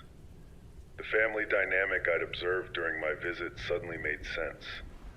The rehearsed responses, the coordinated behavior, the way they all seemed to be following scripts rather than engaging in natural conversation. Armed with this information, I contacted retired detective Frank Torres, who had worked on the original 1987 case. Torres was initially reluctant to discuss details from such an old investigation, but when I shared what I'd learned about Vincent's true condition and his recent activities, the detective agreed to meet with me privately. What Torres told me during our conversation filled in the final pieces of a puzzle that was far more horrifying than I'd imagined. Torres confirmed that the 1987 incident had never felt like a simple accident to the investigating officers. Vincent's behavior during the aftermath had been deeply unsettling. He'd shown an inappropriate familiarity with the deceased teenagers' personal lives, using private information and inside jokes that he shouldn't have known. More troubling was the way Vincent had begun unconsciously mimicking the speech patterns and mannerisms of the dead teens during his interviews with police. The detective also revealed that the decision to commit Vincent to psychiatric care hadn't been made lightly. Several witnesses had reported seeing Vincent in multiple locations simultaneously during the days following the tragedy, speaking with different people while appearing to be completely different individuals. The reports had been dismissed as trauma-induced confusion, but Torres had always suspected that Vincent's condition was more severe than anyone realized. Most chilling was Torres's admission that the psychiatric facility had contacted him unofficially in 2010 to report Vincent's escape. They'd been tracking his activities through missing person reports and had identified a clear pattern of identity theft that matched Vincent's psychological profile. The facility's staff psychiatrist had warned Torres that Vincent represented a unique form of predator who could destroy lives without technically committing murder, making him nearly impossible to prosecute under traditional criminal statutes. As I processed everything I'd learned about Vincent's true nature and methods, I realized that Emma Hartwell had likely encountered him during her wilderness photography sessions. Vincent would have observed her from a distance, studying her behavior and mannerisms until he understood her well enough to approach her as someone she would trust. The family photographs she'd taken, showing blurred figures in the background, probably documented Vincent's surveillance activities as he prepared to make contact. The thought that Emma might still be alive, held somewhere on the Blackwood property while Vincent perfected his impersonation of her, filled me with a sense of urgency that overrode my concerns for personal safety. I knew that confronting Vincent directly would be extremely dangerous, but I also knew that every day of delay might mean the difference between rescuing Emma and losing her forever. That evening, I made the decision to return to the ranch, not as an investigative journalist seeking information, but as someone prepared to face a predator unlike anything I'd encountered in 15 years of covering criminal cases.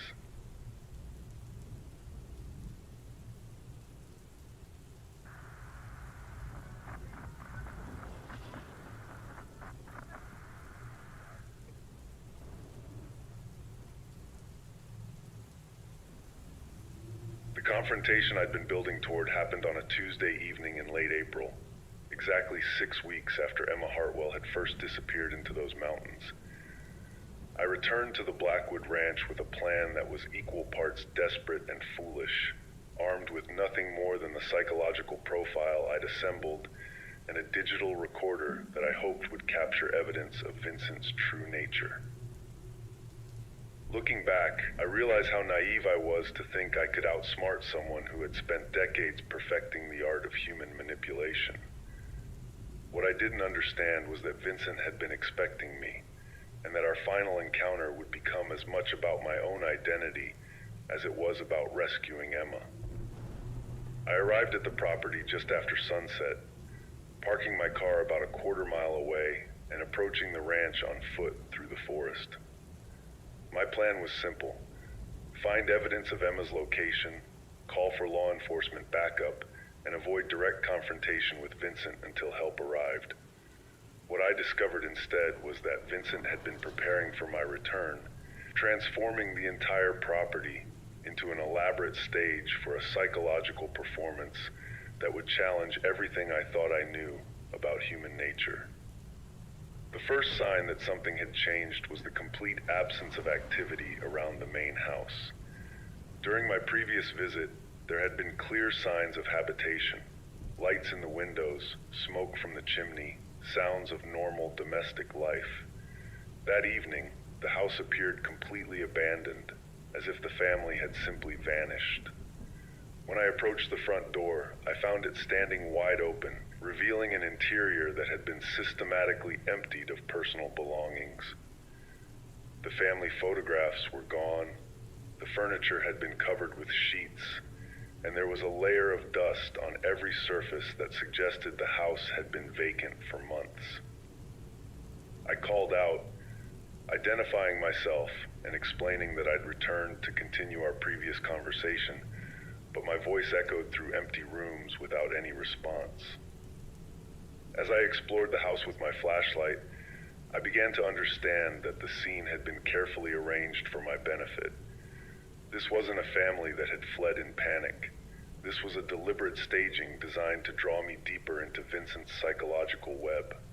Every detail had been calculated to create a specific emotional response. From the abandoned family photographs scattered on the floor to the children's toys that had been left in the living room, as if a family had been interrupted during normal evening activities. The real performance began when I heard my own voice calling to me from somewhere outside the house. Not someone imitating my voice, but what sounded like a perfect recording of my own speech patterns and inflections. The voice was coming from the direction of the barn, repeating phrases I'd used during my previous visit and calling my name with an urgency that suggested someone needed help. Despite knowing intellectually that this had to be Vincent's manipulation, the psychological impact of hearing my own voice in distress was overwhelming enough that I found myself moving toward the sound. When I reached the barn, I discovered that Vincent had transformed the interior into what could only be described as a museum of human identity. The walls were covered with photographs, personal documents, and detailed behavioral notes documenting dozens of different people. Each section represented a complete study of an individual victim, their habits, their relationships, their fears and desires, their most intimate personal details. I recognized Emma's section immediately, not just from her photographs, but from the meticulous documentation of her speech patterns, her professional methods, even her handwriting samples.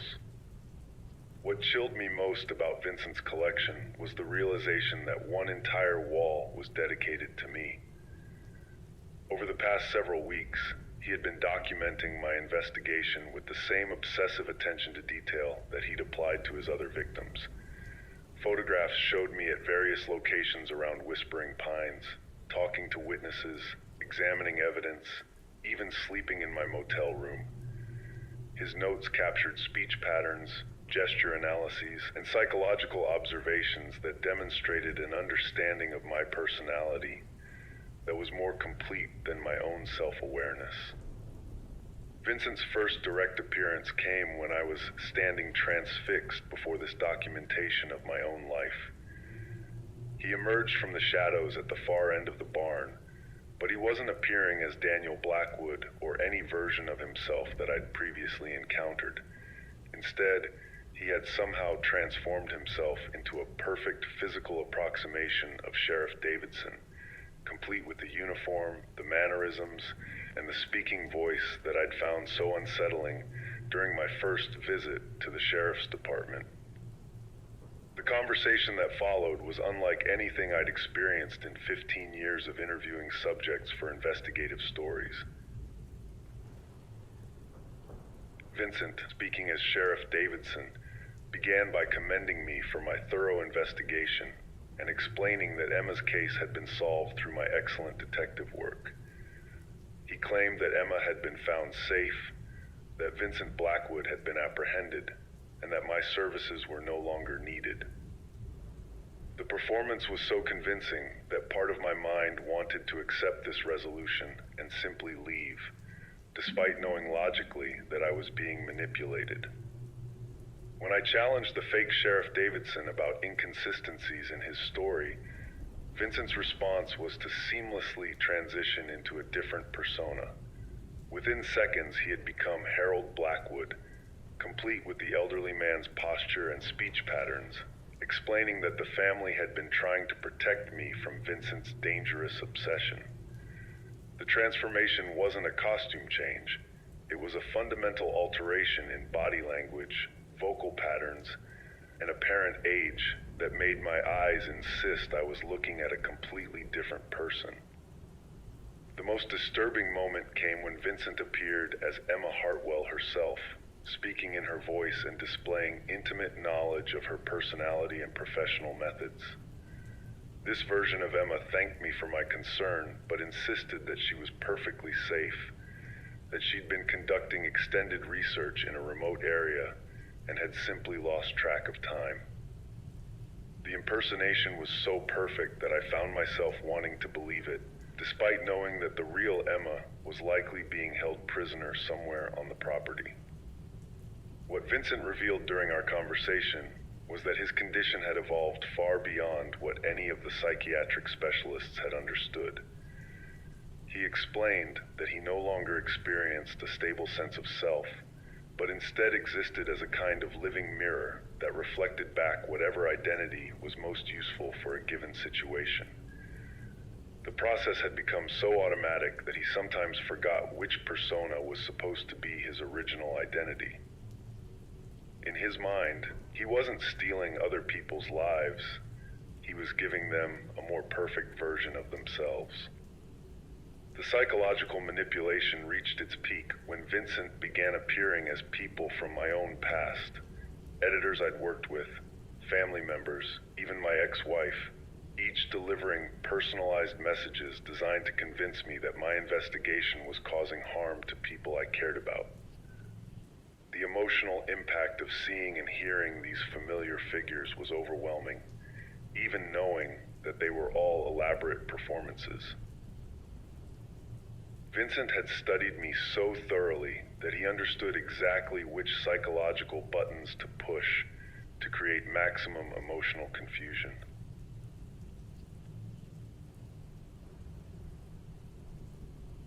The breakthrough in our confrontation came when I realized that Vincent's greatest strength was also his fundamental weakness.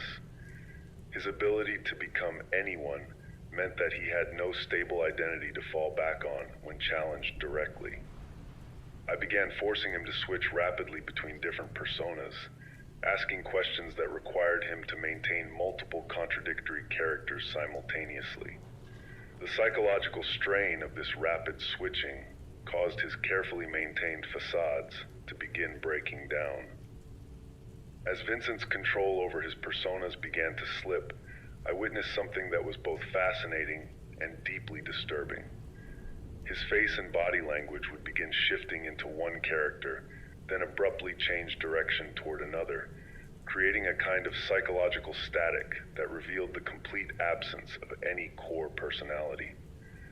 In those moments, I saw Vincent as he really was, not a person pretending to be others, but a psychological void that could only exist by consuming other people's identities. The final revelation came when Vincent, in a moment of complete breakdown, revealed Emma's location. She was being held in an underground shelter that had been constructed beneath the barn, a space where Vincent had been keeping his victims while he perfected his impersonations of them.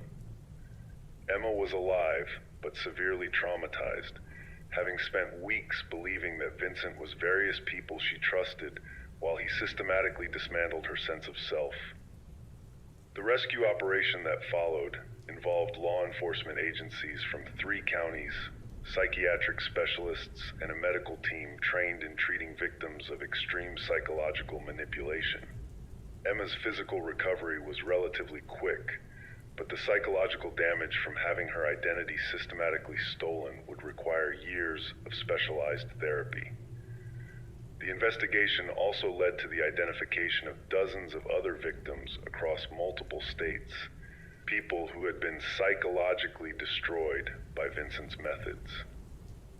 Vincent himself was eventually captured, though the legal proceedings were complicated by the unprecedented nature of his crimes. How do you prosecute someone whose very identity is fluid, who has no stable sense of self that can be held accountable for actions committed while wearing other personalities. The case established new precedents in criminal psychology and led to changes in how law enforcement handles cases involving extreme identity disorders. Looking back on the investigation now, months after Vincent's capture, I'm struck by how the experience changed my understanding of human nature and personal identity. We take for granted that each person has a stable core self, an essential identity that remains constant despite external circumstances. Vincent's condition forced me to confront the possibility that identity might be far more fragile and malleable than we realize, and that the line between authentic self and performance might not be as clear as we'd like to believe. The case also taught me that sometimes the most dangerous predators are those who attack not our bodies, but our sense of self. Vincent's victims survived physically, but many struggled for years to reclaim their authentic identities after having them stolen by someone who understood them better than they understood themselves. In the end, the most horrifying aspect of Vincent's crimes wasn't what he did to his victims, but what he revealed about the fundamental vulnerability of human consciousness itself.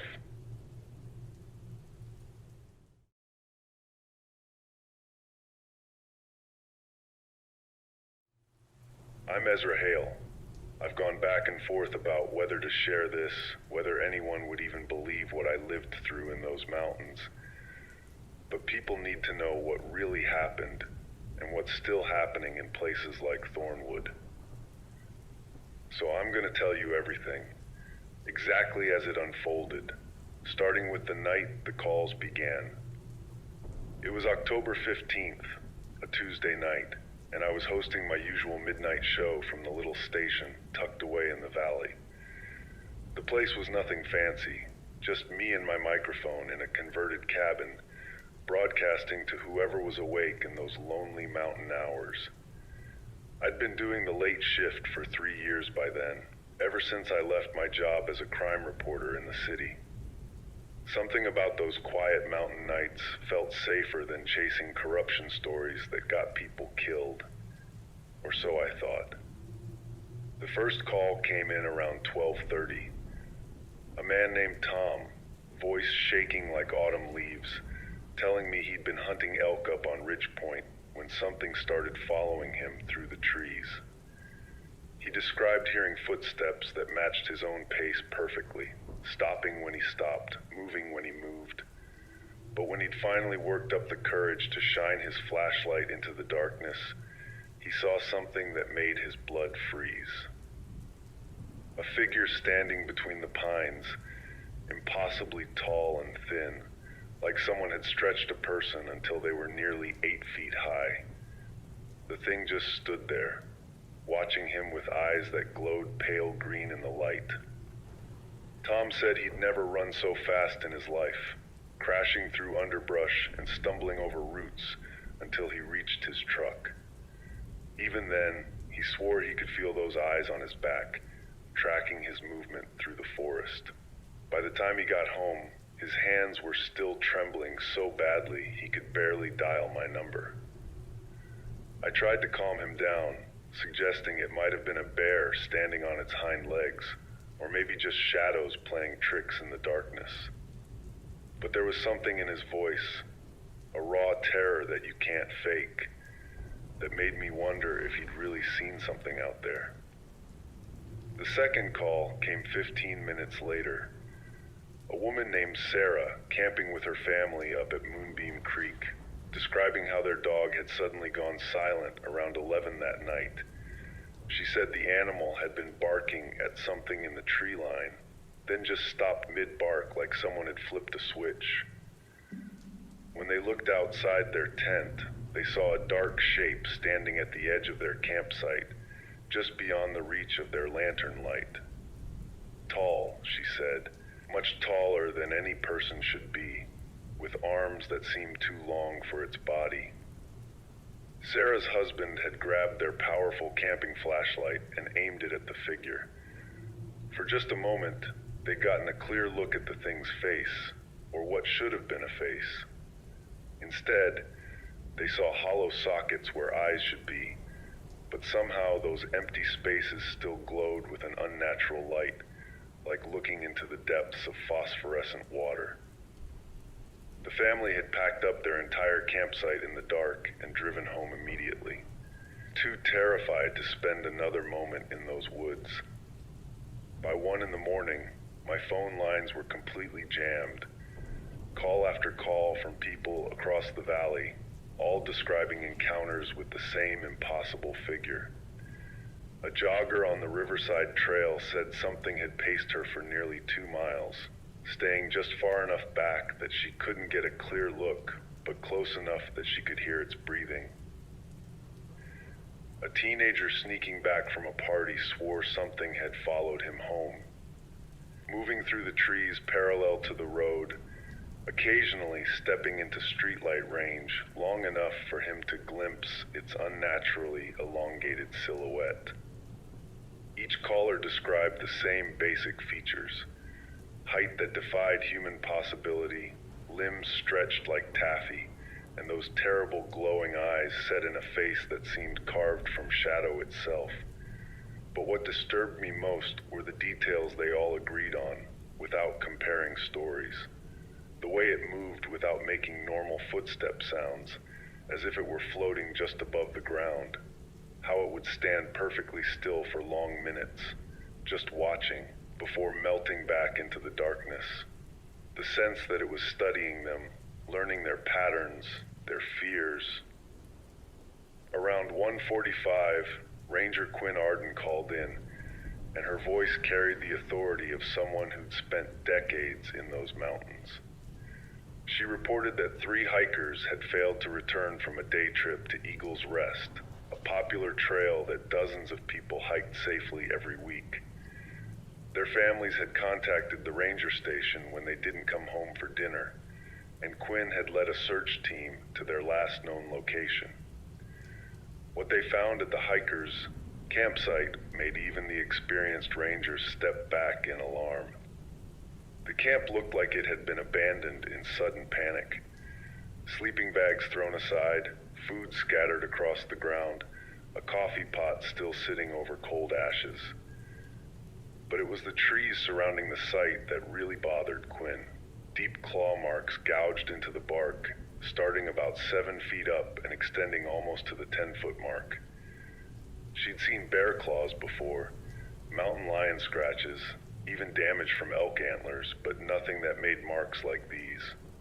They were too precise, too deliberate, carved in parallel lines that formed an almost ritualistic pattern around the entire campsite. The search team had followed a trail of disturbed vegetation leading away from the camp, deeper into the forest where the trails ended and only game paths remained. But after about half a mile, the trail just stopped. Not gradually fading like someone had been more careful about their footing, but ending abruptly as if the hikers had simply vanished into thin air. Quinn said her team would continue searching at first light, but I could hear the worry in her voice, the growing certainty that those 3 people weren't coming home. As I sat there taking call after call, trying to make sense of what felt like mass hysteria gripping the entire valley, something changed in my studio.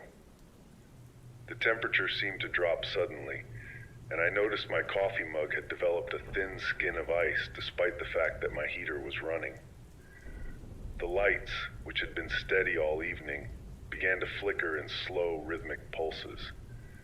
I kept broadcasting, trying to maintain some sense of normalcy for my listeners, but I found myself glancing repeatedly at the large window that faced the forest behind my station.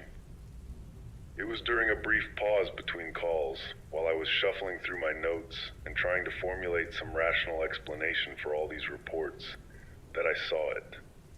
A shadow had detached itself from the tree line and was standing in the clearing behind my building.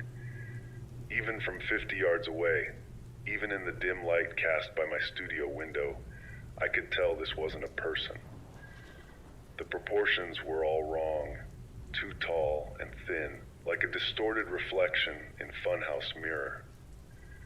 It stood perfectly motionless, and though I couldn't make out facial features at that distance, I had the absolute certainty that it was watching me. I sat frozen at my microphone, staring out at this impossible figure while my mind raced through explanations. Someone playing a prank, maybe, or a person on stilts trying to stir up the hysteria I'd been hearing about all night. But as I watched, the figure began to move, not walking exactly, but gliding between the trees with a fluid motion that human legs couldn't achieve. It circled my building slowly, staying just at the edge of visibility. And I realized with growing horror that it was studying my station, learning the layout, memorizing every entrance and exit. The phone rang again, snapping me back to the broadcast. Another terrified caller, another encounter with the same entity, but I found myself only half listening as I kept watch at the window. The figure had moved closer now, near enough that I could see the unnatural length of its arms, the way its fingers seemed to extend into sharp points. When it turned its head toward my window, I caught a glimpse of those hollow, glowing sockets that every caller had described. We stared at each other across that dark clearing, predator and prey, hunter and hunted. Then between one blink and the next, it was gone. Not retreating back into the forest, not moving away with that strange gliding motion, but simply vanishing as if it had never been there at all. I sat in my studio for the rest of that shift, taking more calls, trying to sound calm and rational while my hands shook and my eyes kept returning to that empty clearing. By the time the sun came up and I could finally leave my station, I knew something had fundamentally changed in Thornwood Valley. That was the beginning, the first night when fear took root in our quiet mountain community. I didn't know then that those reports were just the start of something much larger and more terrible than any of us imagined. I didn't know that within days, more people would vanish, that the evidence would mount in ways that defied explanation, or that I would become personally involved in uncovering the truth behind the terror stalking our valley. All I knew was that something had come to Thornwood, something that watched from the darkness and left nothing but fear in its wake.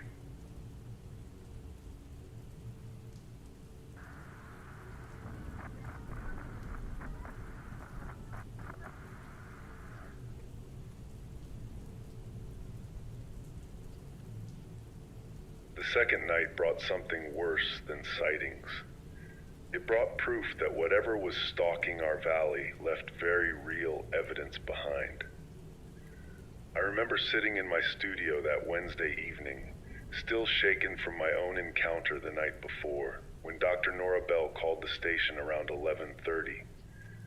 She was the local veterinarian, someone I'd known for years, and her voice carried a professional authority that made her words all the more disturbing.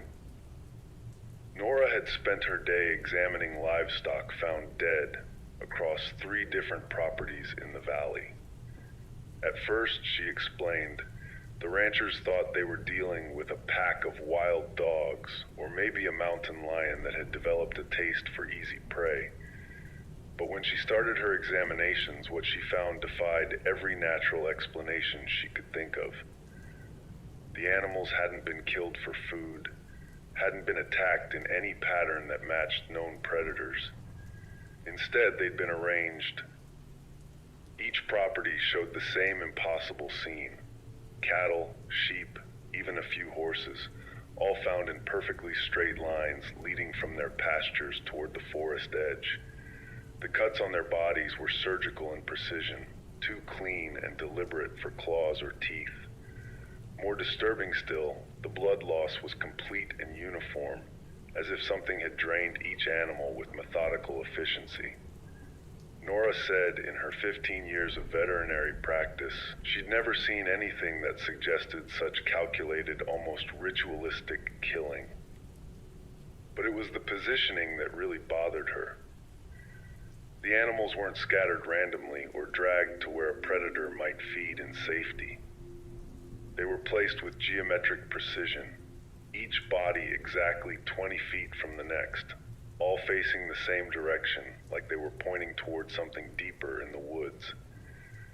Nora had walked those lines herself, following them as far as she dared into the tree line, and found that they all converged at a point roughly 2 miles into the forest, where the old mining roads ended. The next caller was Silas Wynn, and his voice was barely above a whisper when he came on the air. Silas lived alone in a cabin about 5 miles up Copper Creek Road, and he'd been calling my show sporadically for months with stories about unusual sounds in the forest. But this time was different. This time, he said, the thing had been following him for 3 straight days, and he was starting to lose his mind from the constant sense of being watched. Silas described how it started small, a shadow moving parallel to his truck when he drove to town for supplies, footprints in the mud around his cabin that were human-shaped but stretched to nearly 18 inches long, scratching sounds on his roof at night that followed a rhythmic pattern, like something was mapping the structure of his home. But on Tuesday night, the night after all those first sightings, things had escalated beyond mere observation. He'd been splitting firewood behind his cabin when he noticed the forest had gone completely silent. No birds, no insects, not even the whisper of wind through the branches. In that unnatural quiet, he heard footsteps circling his property, staying just beyond the tree line but maintaining a constant pace around the perimeter of his clearing. Silas said he counted the steps, timing them, and realized whatever was out there was taking exactly 47 seconds to complete each circuit of his cabin. For over 2 hours, those footsteps continued their methodical patrol while Silas sat inside with every light blazing and his hunting rifle across his knees. He never saw the creature directly, but several times he caught glimpses of movement through his windows, something tall enough that its shadow fell across his roof. When the footsteps finally stopped around midnight, he found massive handprints pressed into the mud beneath his bedroom window, each finger mark extending nearly 6 inches into the soft earth. The calls kept coming through the night, each one adding another piece to a puzzle that made less sense the more complete it became. A postal worker reported finding an entire mailbox route's worth of letters scattered along Forest Service Road 12, arranged in symbols that looked almost like writing but in no language anyone recognized. A maintenance worker at the phone company said 3 cell towers in the valley had been damaged overnight, with metal components twisted into spiral patterns that would have required tremendous strength to achieve. Around 1 in the morning, I received a package that had been left at my station's front door sometime during my broadcast. Inside was a manila envelope containing photographs, dozens of them, all showing footprint casts taken from various locations around the valley. The prints were enormous, nearly 2 feet long, with elongated toes that ended in what looked like claw marks. Every print showed the same exact measurements, the same toe spacing, the same depth of impression, as if they'd all been made by the same individual moving across impossible distances. A note accompanying the photos was written in careful block letters. It simply said that these casts had been taken from locations spanning over 30 miles of forest, all within the past 48 hours. The implications were staggering. Either multiple creatures were roaming our valley, or something was moving through rough mountain terrain at speeds that defied human capability. The note was unsigned, but someone had gone to considerable effort to document these findings and wanted me to know about them. The most disturbing call came near the end of my shift. A woman named Janet, barely coherent through her tears, described how her teenage son had left for his part-time job at the gas station Tuesday evening and never made it home. His car had been found on Bramble Creek Road, driver's door standing open, engine still running, headlights cutting through the darkness where they'd been left aimed at the forest. His work uniform was found neatly folded on the passenger seat, but there was no sign of struggle, no indication of where he might have gone. Janet said the police were treating it as a missing person case, suggesting her son might have met with friends or gotten into some kind of teenage trouble. But she knew better. She'd lived in Thornwood Valley her entire life, raised 3 children there, and she knew when something was fundamentally wrong with her community. Her son was responsible, reliable, scared of the dark since childhood. He would never have walked into those woods voluntarily, especially not after all the stories circulating about the creature stalking the valley. As I sat there listening to Janet's anguish, taking down details about her missing son, while my own fear grew with each passing hour, I noticed something that made my blood run cold.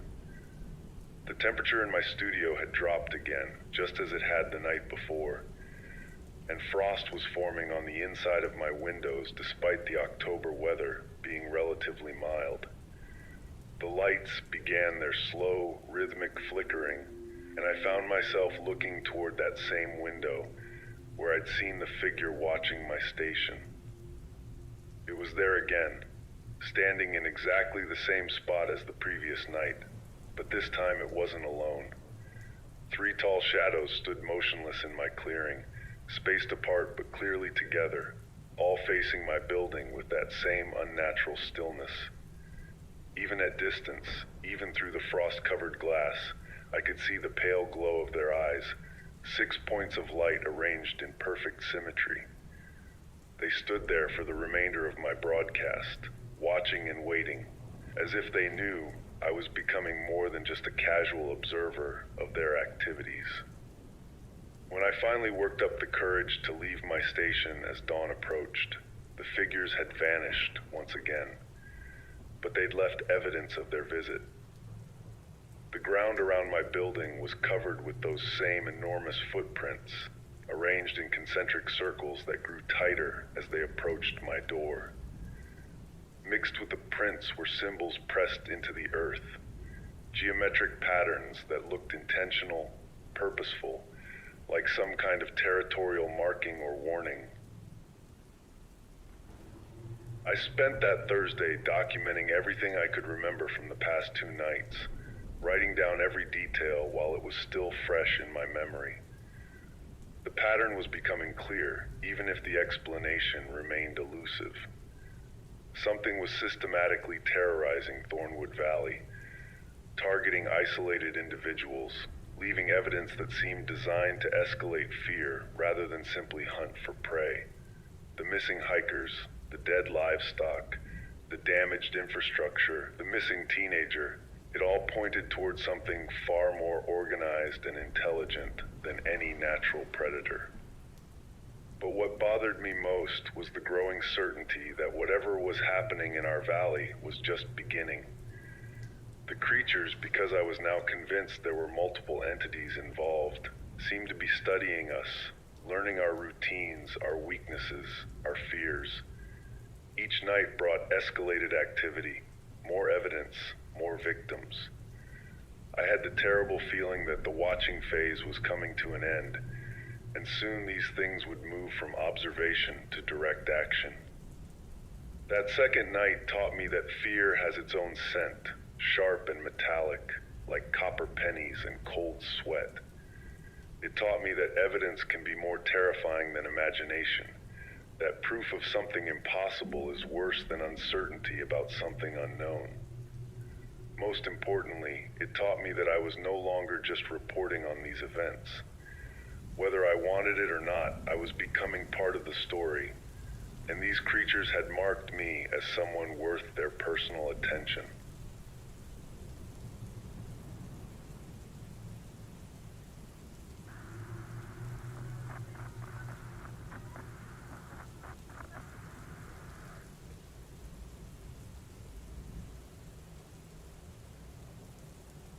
By Thursday night, I'd made a decision that would change everything.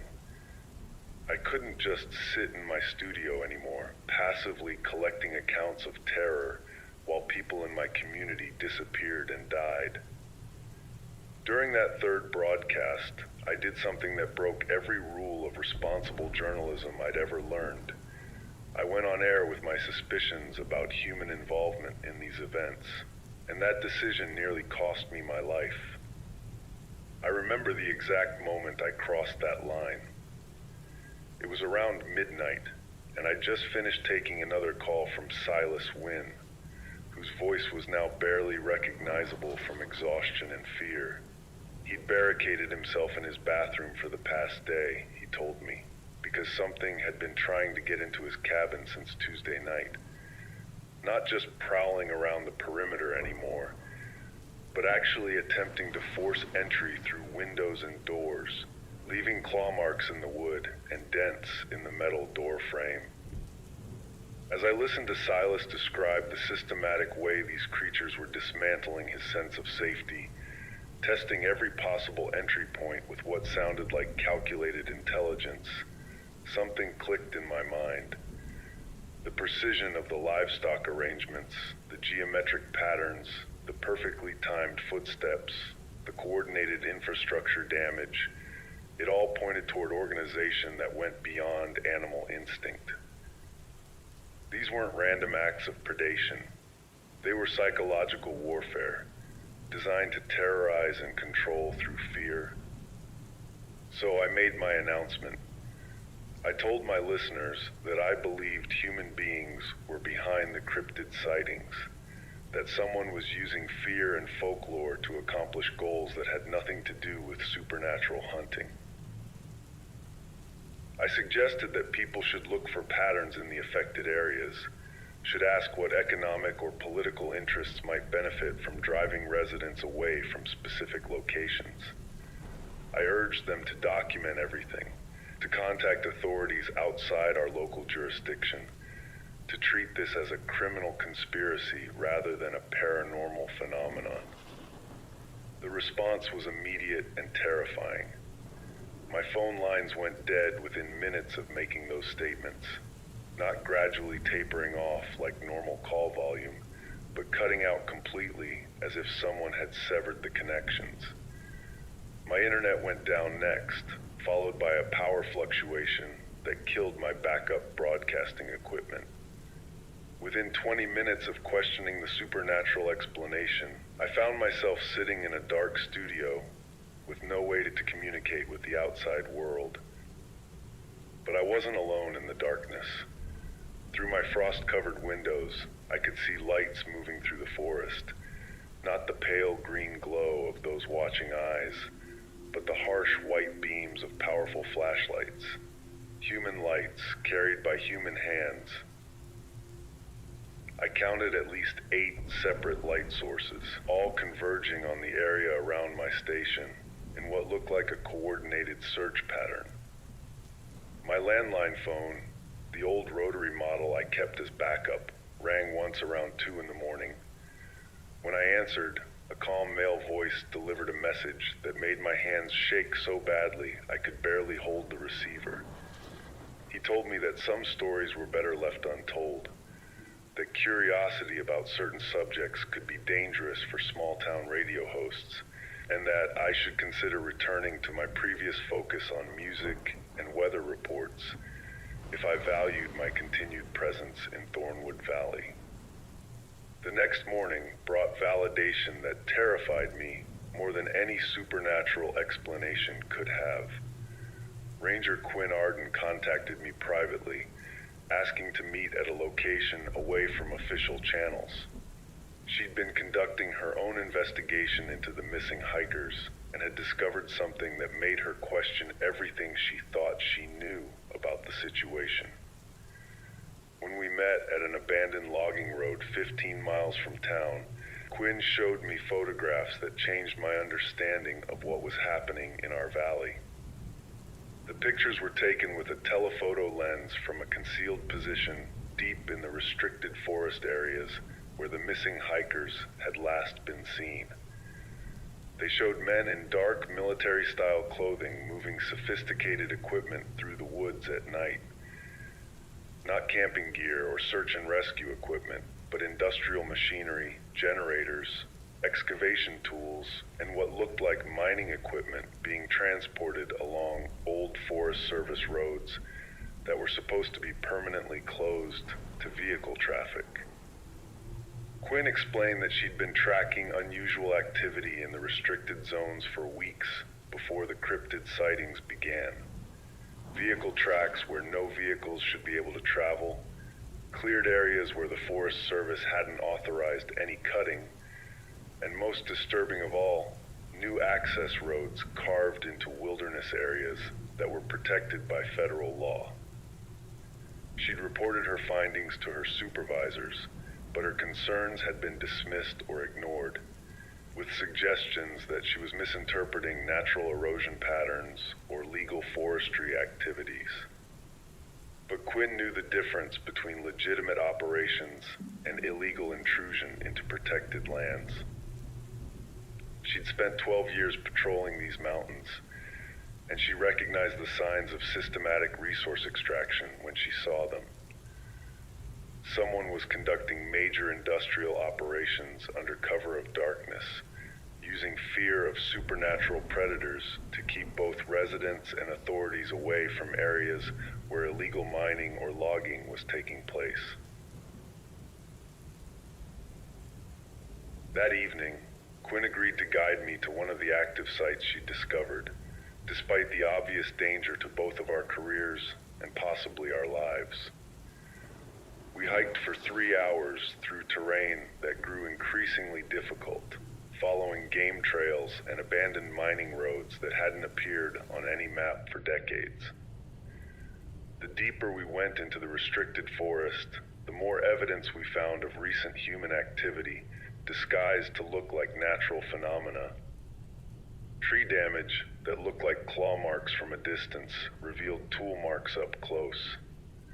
Ground disturbance that appeared to be from massive creature footprints showed tire tracks and boot prints when examined carefully. Most tellingly, we found props, actual theatrical equipment hidden in waterproof containers throughout the forest.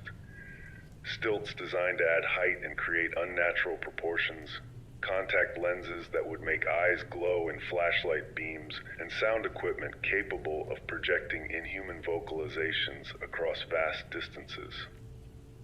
Around 11 that night, we reached the heart of the operation.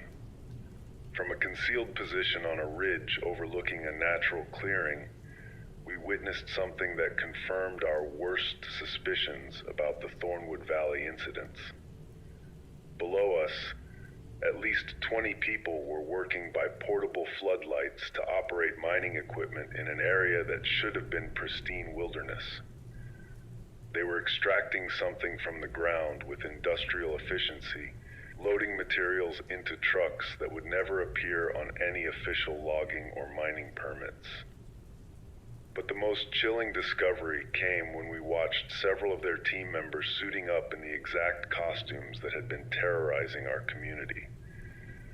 We saw them testing the stilts, practicing the gliding movement that multiple witnesses had described, and coordinating their routes through the forest using GPS devices and radio communication. These weren't supernatural predators stalking Thornwood Valley. They were human beings using sophisticated psychological warfare to cover massive criminal operations. Quinn and I documented everything we could from our hidden position, taking photographs and recording GPS coordinates that would prove the illegal extraction was taking place in protected federal land. But our investigation was cut short when we realized we'd been spotted. Powerful searchlights suddenly blazed from multiple directions, and we found ourselves surrounded by armed figures who'd approached our position with disturbing stealth. The chase through the forest that followed was the most terrifying experience of my life up to that point. We ran through complete darkness over terrain that could kill you with a single wrong step. pursued by people who knew these mountains far better than we did, and had no concern for our survival. Quinn's knowledge of the area saved us that night, guiding us through ravines and around cliff faces that our pursuers couldn't navigate as quickly. But just as we thought we'd escaped, just as we reached the trail that would take us back to civilization, something made our pursuers suddenly retreat.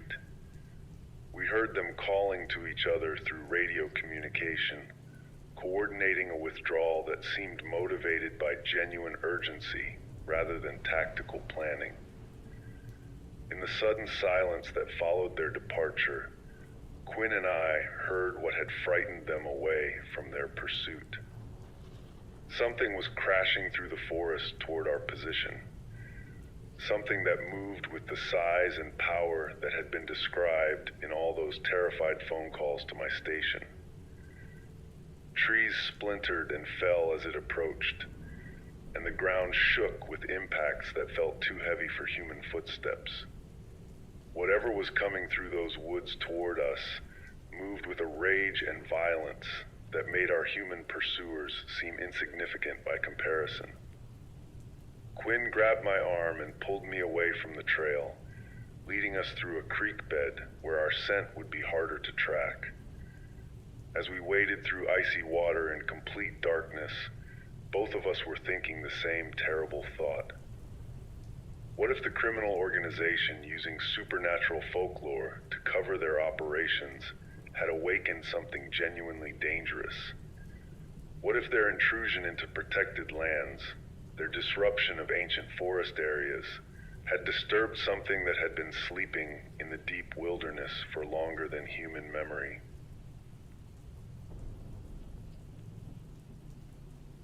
We made it back to town as dawn was breaking, exhausted and terrified, but alive. Quinn promised to take our evidence to federal authorities outside the local jurisdiction, people who couldn't be influenced or intimidated by whoever was running the illegal operations. I promised to continue investigating through my broadcasts, to keep pressure on the conspiracy, even if it meant putting myself in greater danger. That third night taught me the most important lesson of this entire experience. The line between manufactured fear and genuine terror is thinner than you might think. Once you've opened certain doors, once you've awakened certain forces, the consequences can spiral beyond any human ability to control them. I'd started the week thinking I was dealing with either mass hysteria or elaborate hoaxes. Now I knew we were facing a criminal conspiracy that might have unleashed something far worse than anything they'd originally planned to fake.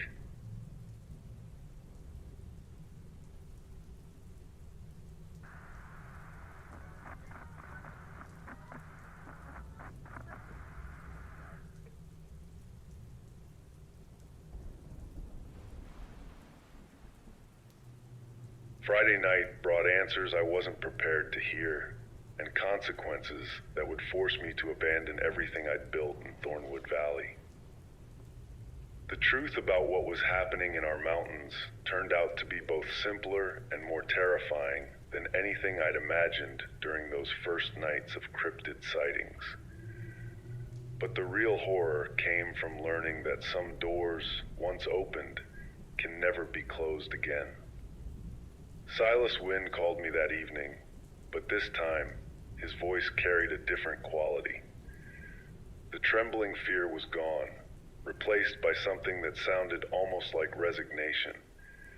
He told me he'd been documenting the activities around his cabin for over 2 months, long before the first creature sightings had been reported. What started as curiosity about unusual sounds in the forest had become an obsession with tracking patterns that no one else seemed to notice or care about.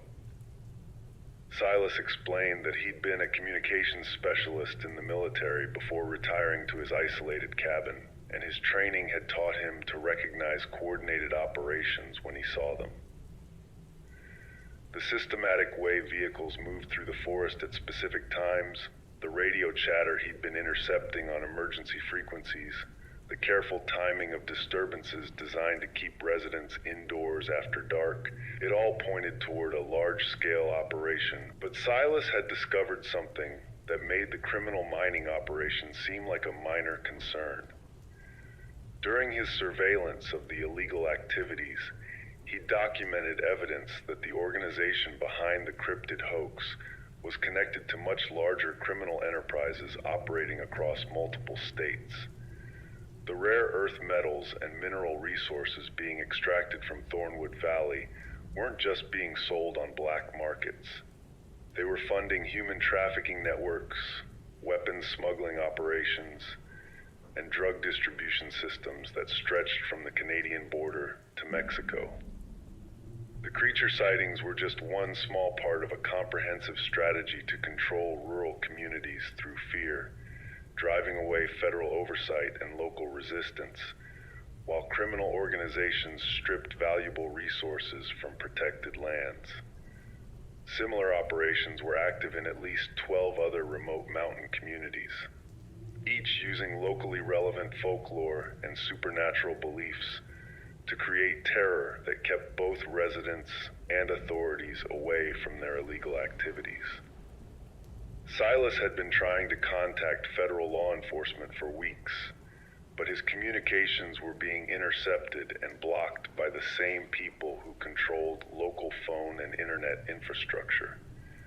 The criminal organization had infiltrated utility companies, emergency services, and even some federal agencies with enough personnel to monitor and control information flow throughout the region.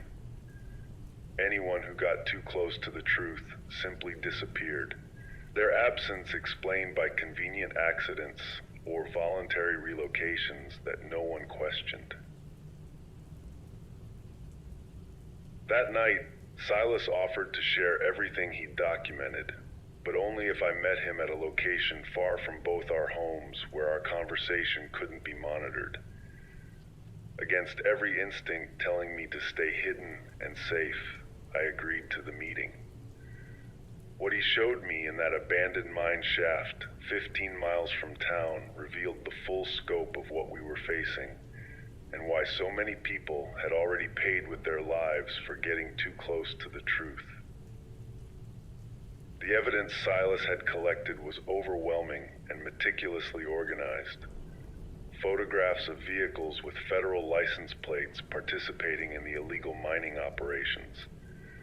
Audio recordings of radio communications discussing quotas for resource extraction and timelines for expanding into new territories. Financial documents showing millions of dollars flowing from shell companies connected to the mining operation into accounts linked to known criminal organizations. But the most disturbing evidence was a detailed schedule of planned creature encounters designed to escalate fear throughout the community. The criminal organization had been manufacturing supernatural terror according to a precise timeline, gradually increasing the frequency and intensity of sightings to drive away residents and discourage federal investigation. The missing hikers, the livestock killings, even the infrastructure damage, everything had been planned months in advance as part of a comprehensive psychological warfare campaign. Silas showed me internal communications proving that local officials, including some law enforcement personnel, were being paid to ignore or redirect investigations away from the illegal operations. The organization had purchased cooperation from people I'd trusted my entire life, turning my own community into accomplices in their crimes. Even worse, they'd been monitoring my broadcasts from the beginning, tracking my growing suspicion and planning responses to neutralize my influence before I could expose their activities. The most chilling revelation came when Silas explained why the criminal operation had grown so bold in recent months.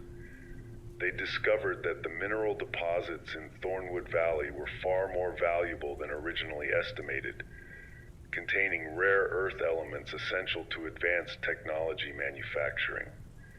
The potential profits were enormous enough to justify eliminating entire communities if necessary, and they'd already begun planning the systematic evacuation of everyone living within 20 miles of their primary extraction sites. But as Silas shared this information, both of us realized we were no longer alone in that abandoned mine. Footsteps echoed from the tunnels around us, coordinated and purposeful. We'd been discovered, and the people hunting us weren't interested in capture or interrogation. They were there to ensure that the evidence Silas had collected would never reach federal authorities. The chase through those underground tunnels was like being hunted through the bowels of hell itself. Our pursuers used night vision equipment and radio coordination to track us through passages that hadn't seen light for decades. But worse than the human hunters was the growing certainty that something else was moving through those tunnels, something that our pursuers feared as much as we did. As we fled deeper into the mine complex, trying to find another exit before our hunters could surround us, we began hearing sounds that no human throat could produce. Vocalizations that echoed through stone passages with a resonance that seemed to vibrate in our bones.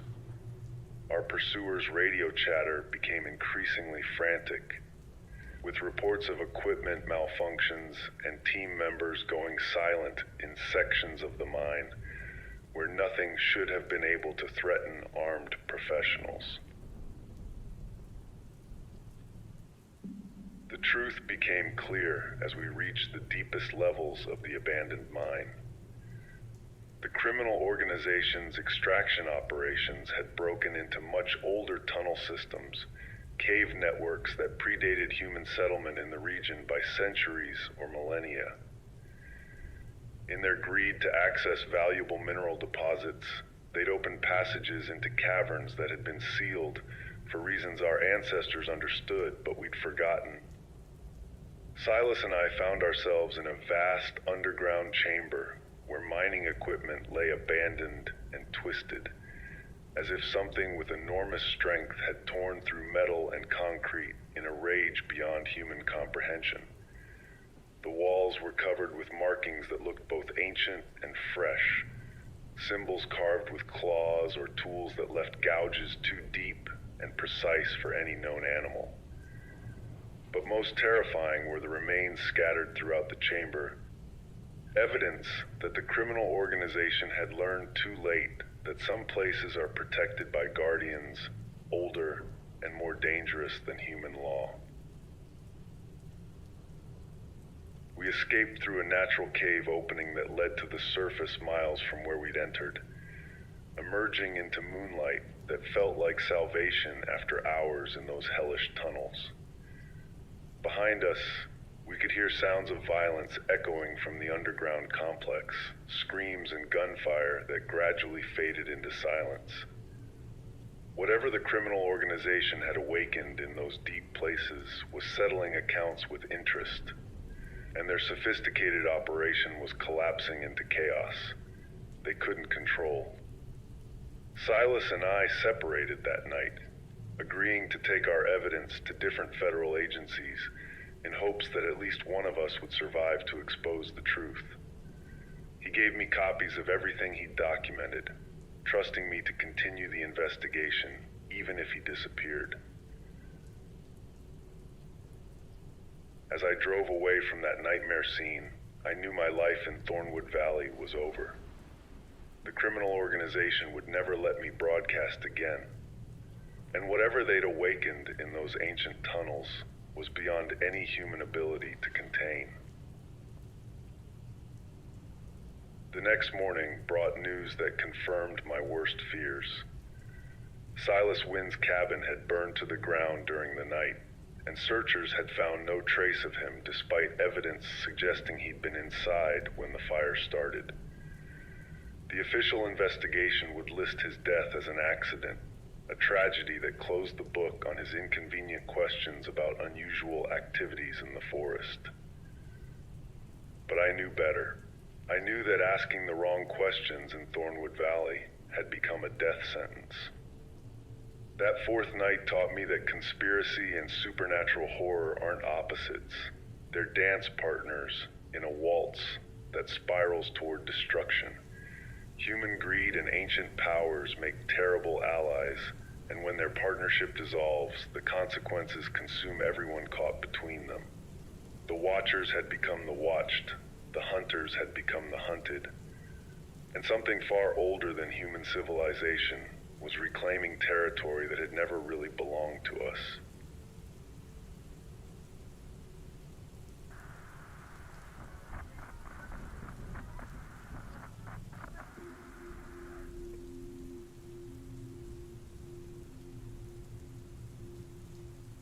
That final Saturday night in Thornwood Valley was when everything I thought I understood about the world collapsed completely. The criminal conspiracy, the ancient powers they'd awakened, the price of asking too many questions in the wrong places, it all came together in a convergence that forced me to make the hardest decision of my life. I'm recording this account now from a location I can never reveal, months after fleeing the valley, because I believe people deserve to know what really happened up there in those mountains.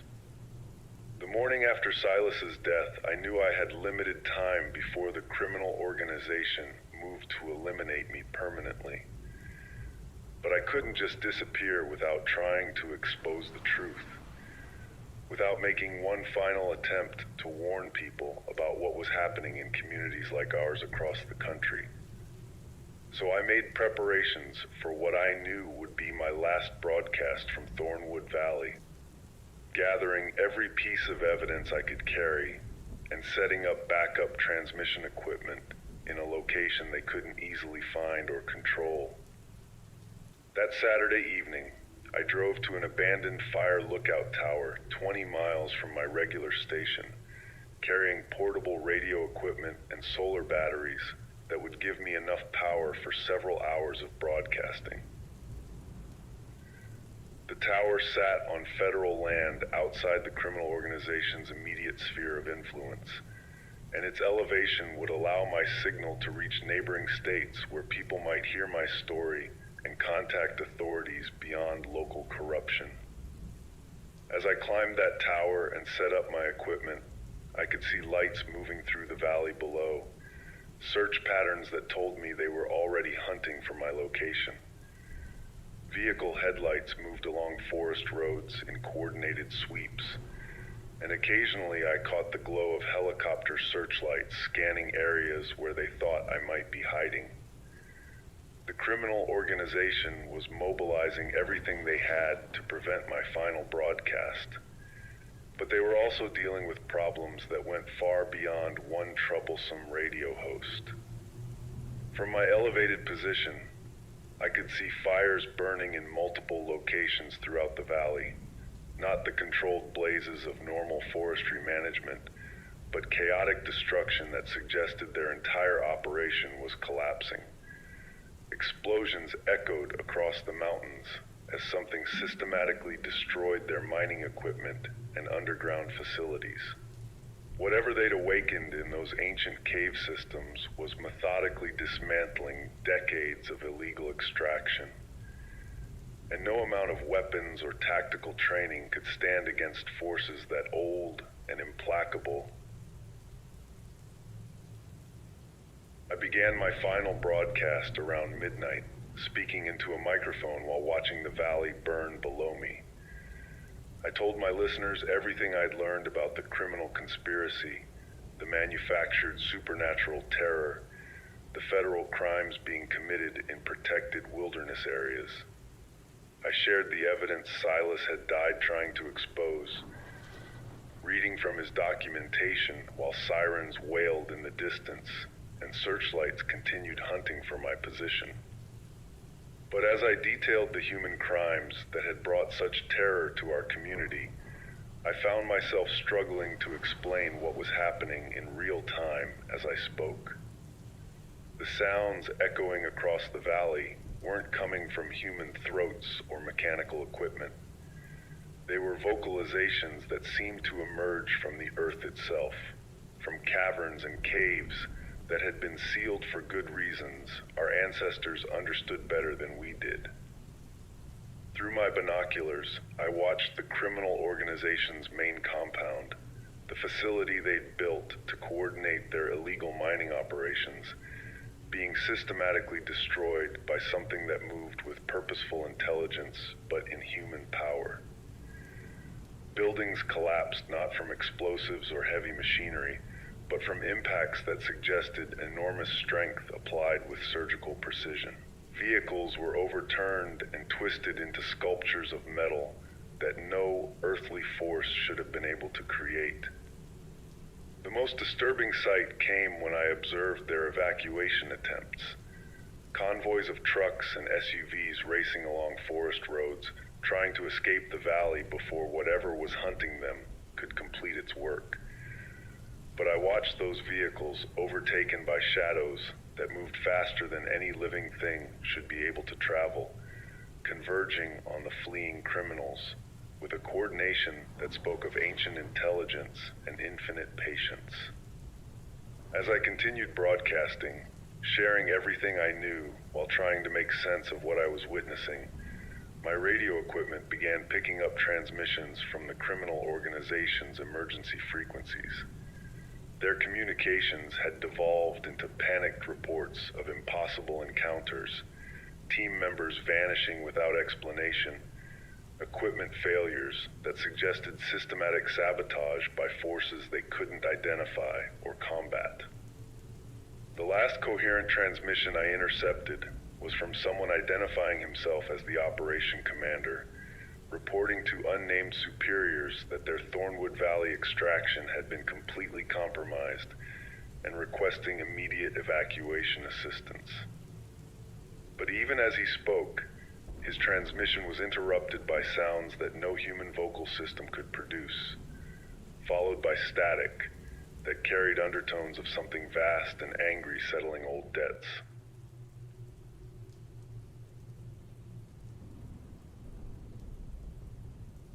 During those final hours of broadcasting, I realized that my investigation had uncovered only part of the truth about what was happening in our valley. The criminal conspiracy was real. The illegal mining operations were documented fact. The systematic use of manufactured terror to control rural communities was exactly as Silas had described. But underneath that human evil lay something far older and more fundamental. Guardian forces that had been protecting these lands long before European settlement, long before human civilization had developed the technology to threaten truly ancient places. The criminal organization had made the mistake of believing that superior firepower and modern technology could overcome any resistance they encountered. They treated the mountains as empty territory, ripe for exploitation, dismissing local folklore as primitive superstition that had no bearing on their sophisticated operations. But some stories survive for reasons that go deeper than entertainment. Some warnings are passed down through generations because they describe real dangers that never truly sleep. As dawn approached and my broadcast neared its end, I made the decision that would define the rest of my life. I could have stayed in Thornwood Valley, could have tried to work with federal investigators to document what remained of the criminal conspiracy after the ancient guardians finished their work. But I'd seen enough to know that some truths are too dangerous for one person to carry, some responsibilities too heavy for individual shoulders. I gathered my equipment and evidence, loaded everything into my truck, and began the drive that would take me away from Thornwood Valley forever. As I descended from the fire tower, I could see that the systematic destruction had moved into its final phase. Every building connected to the illegal mining operation was burning or collapsed. Every piece of extraction equipment was twisted beyond recognition. Every vehicle used by the criminal organization had been abandoned or destroyed. The drive out of the valley took me past scenes that will haunt my dreams for the rest of my life.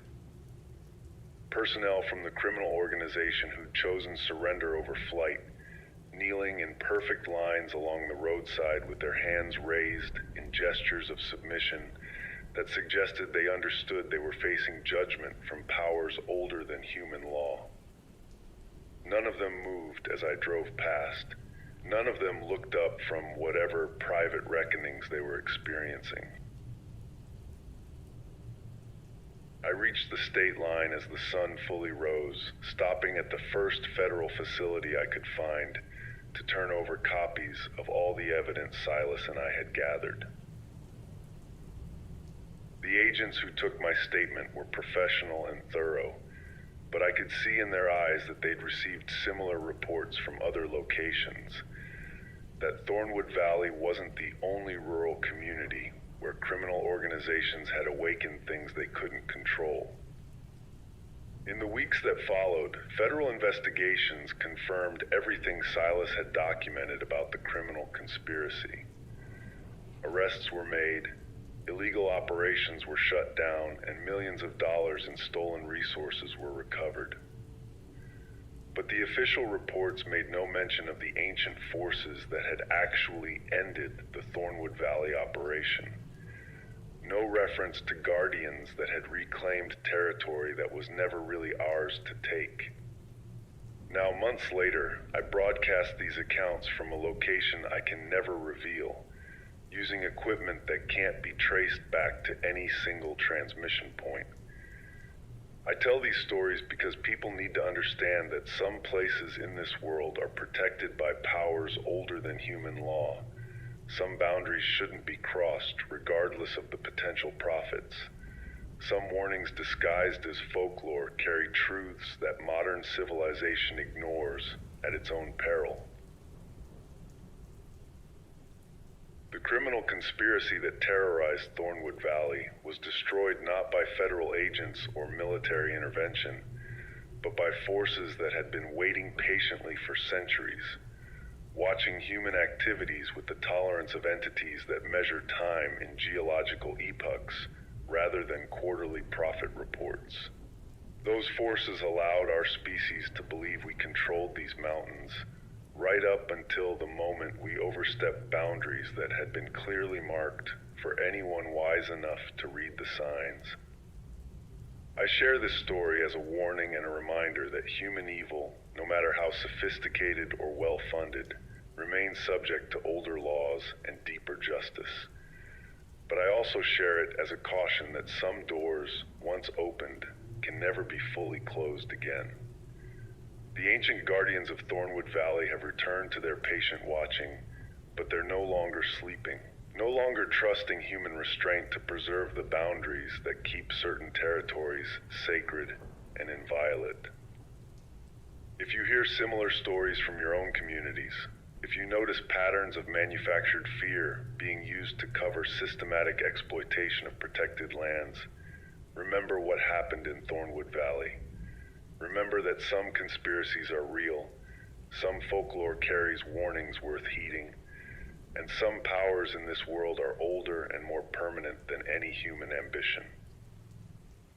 Most importantly, remember that the truth, once spoken, has consequences that extend far beyond the person brave enough or foolish enough to speak it.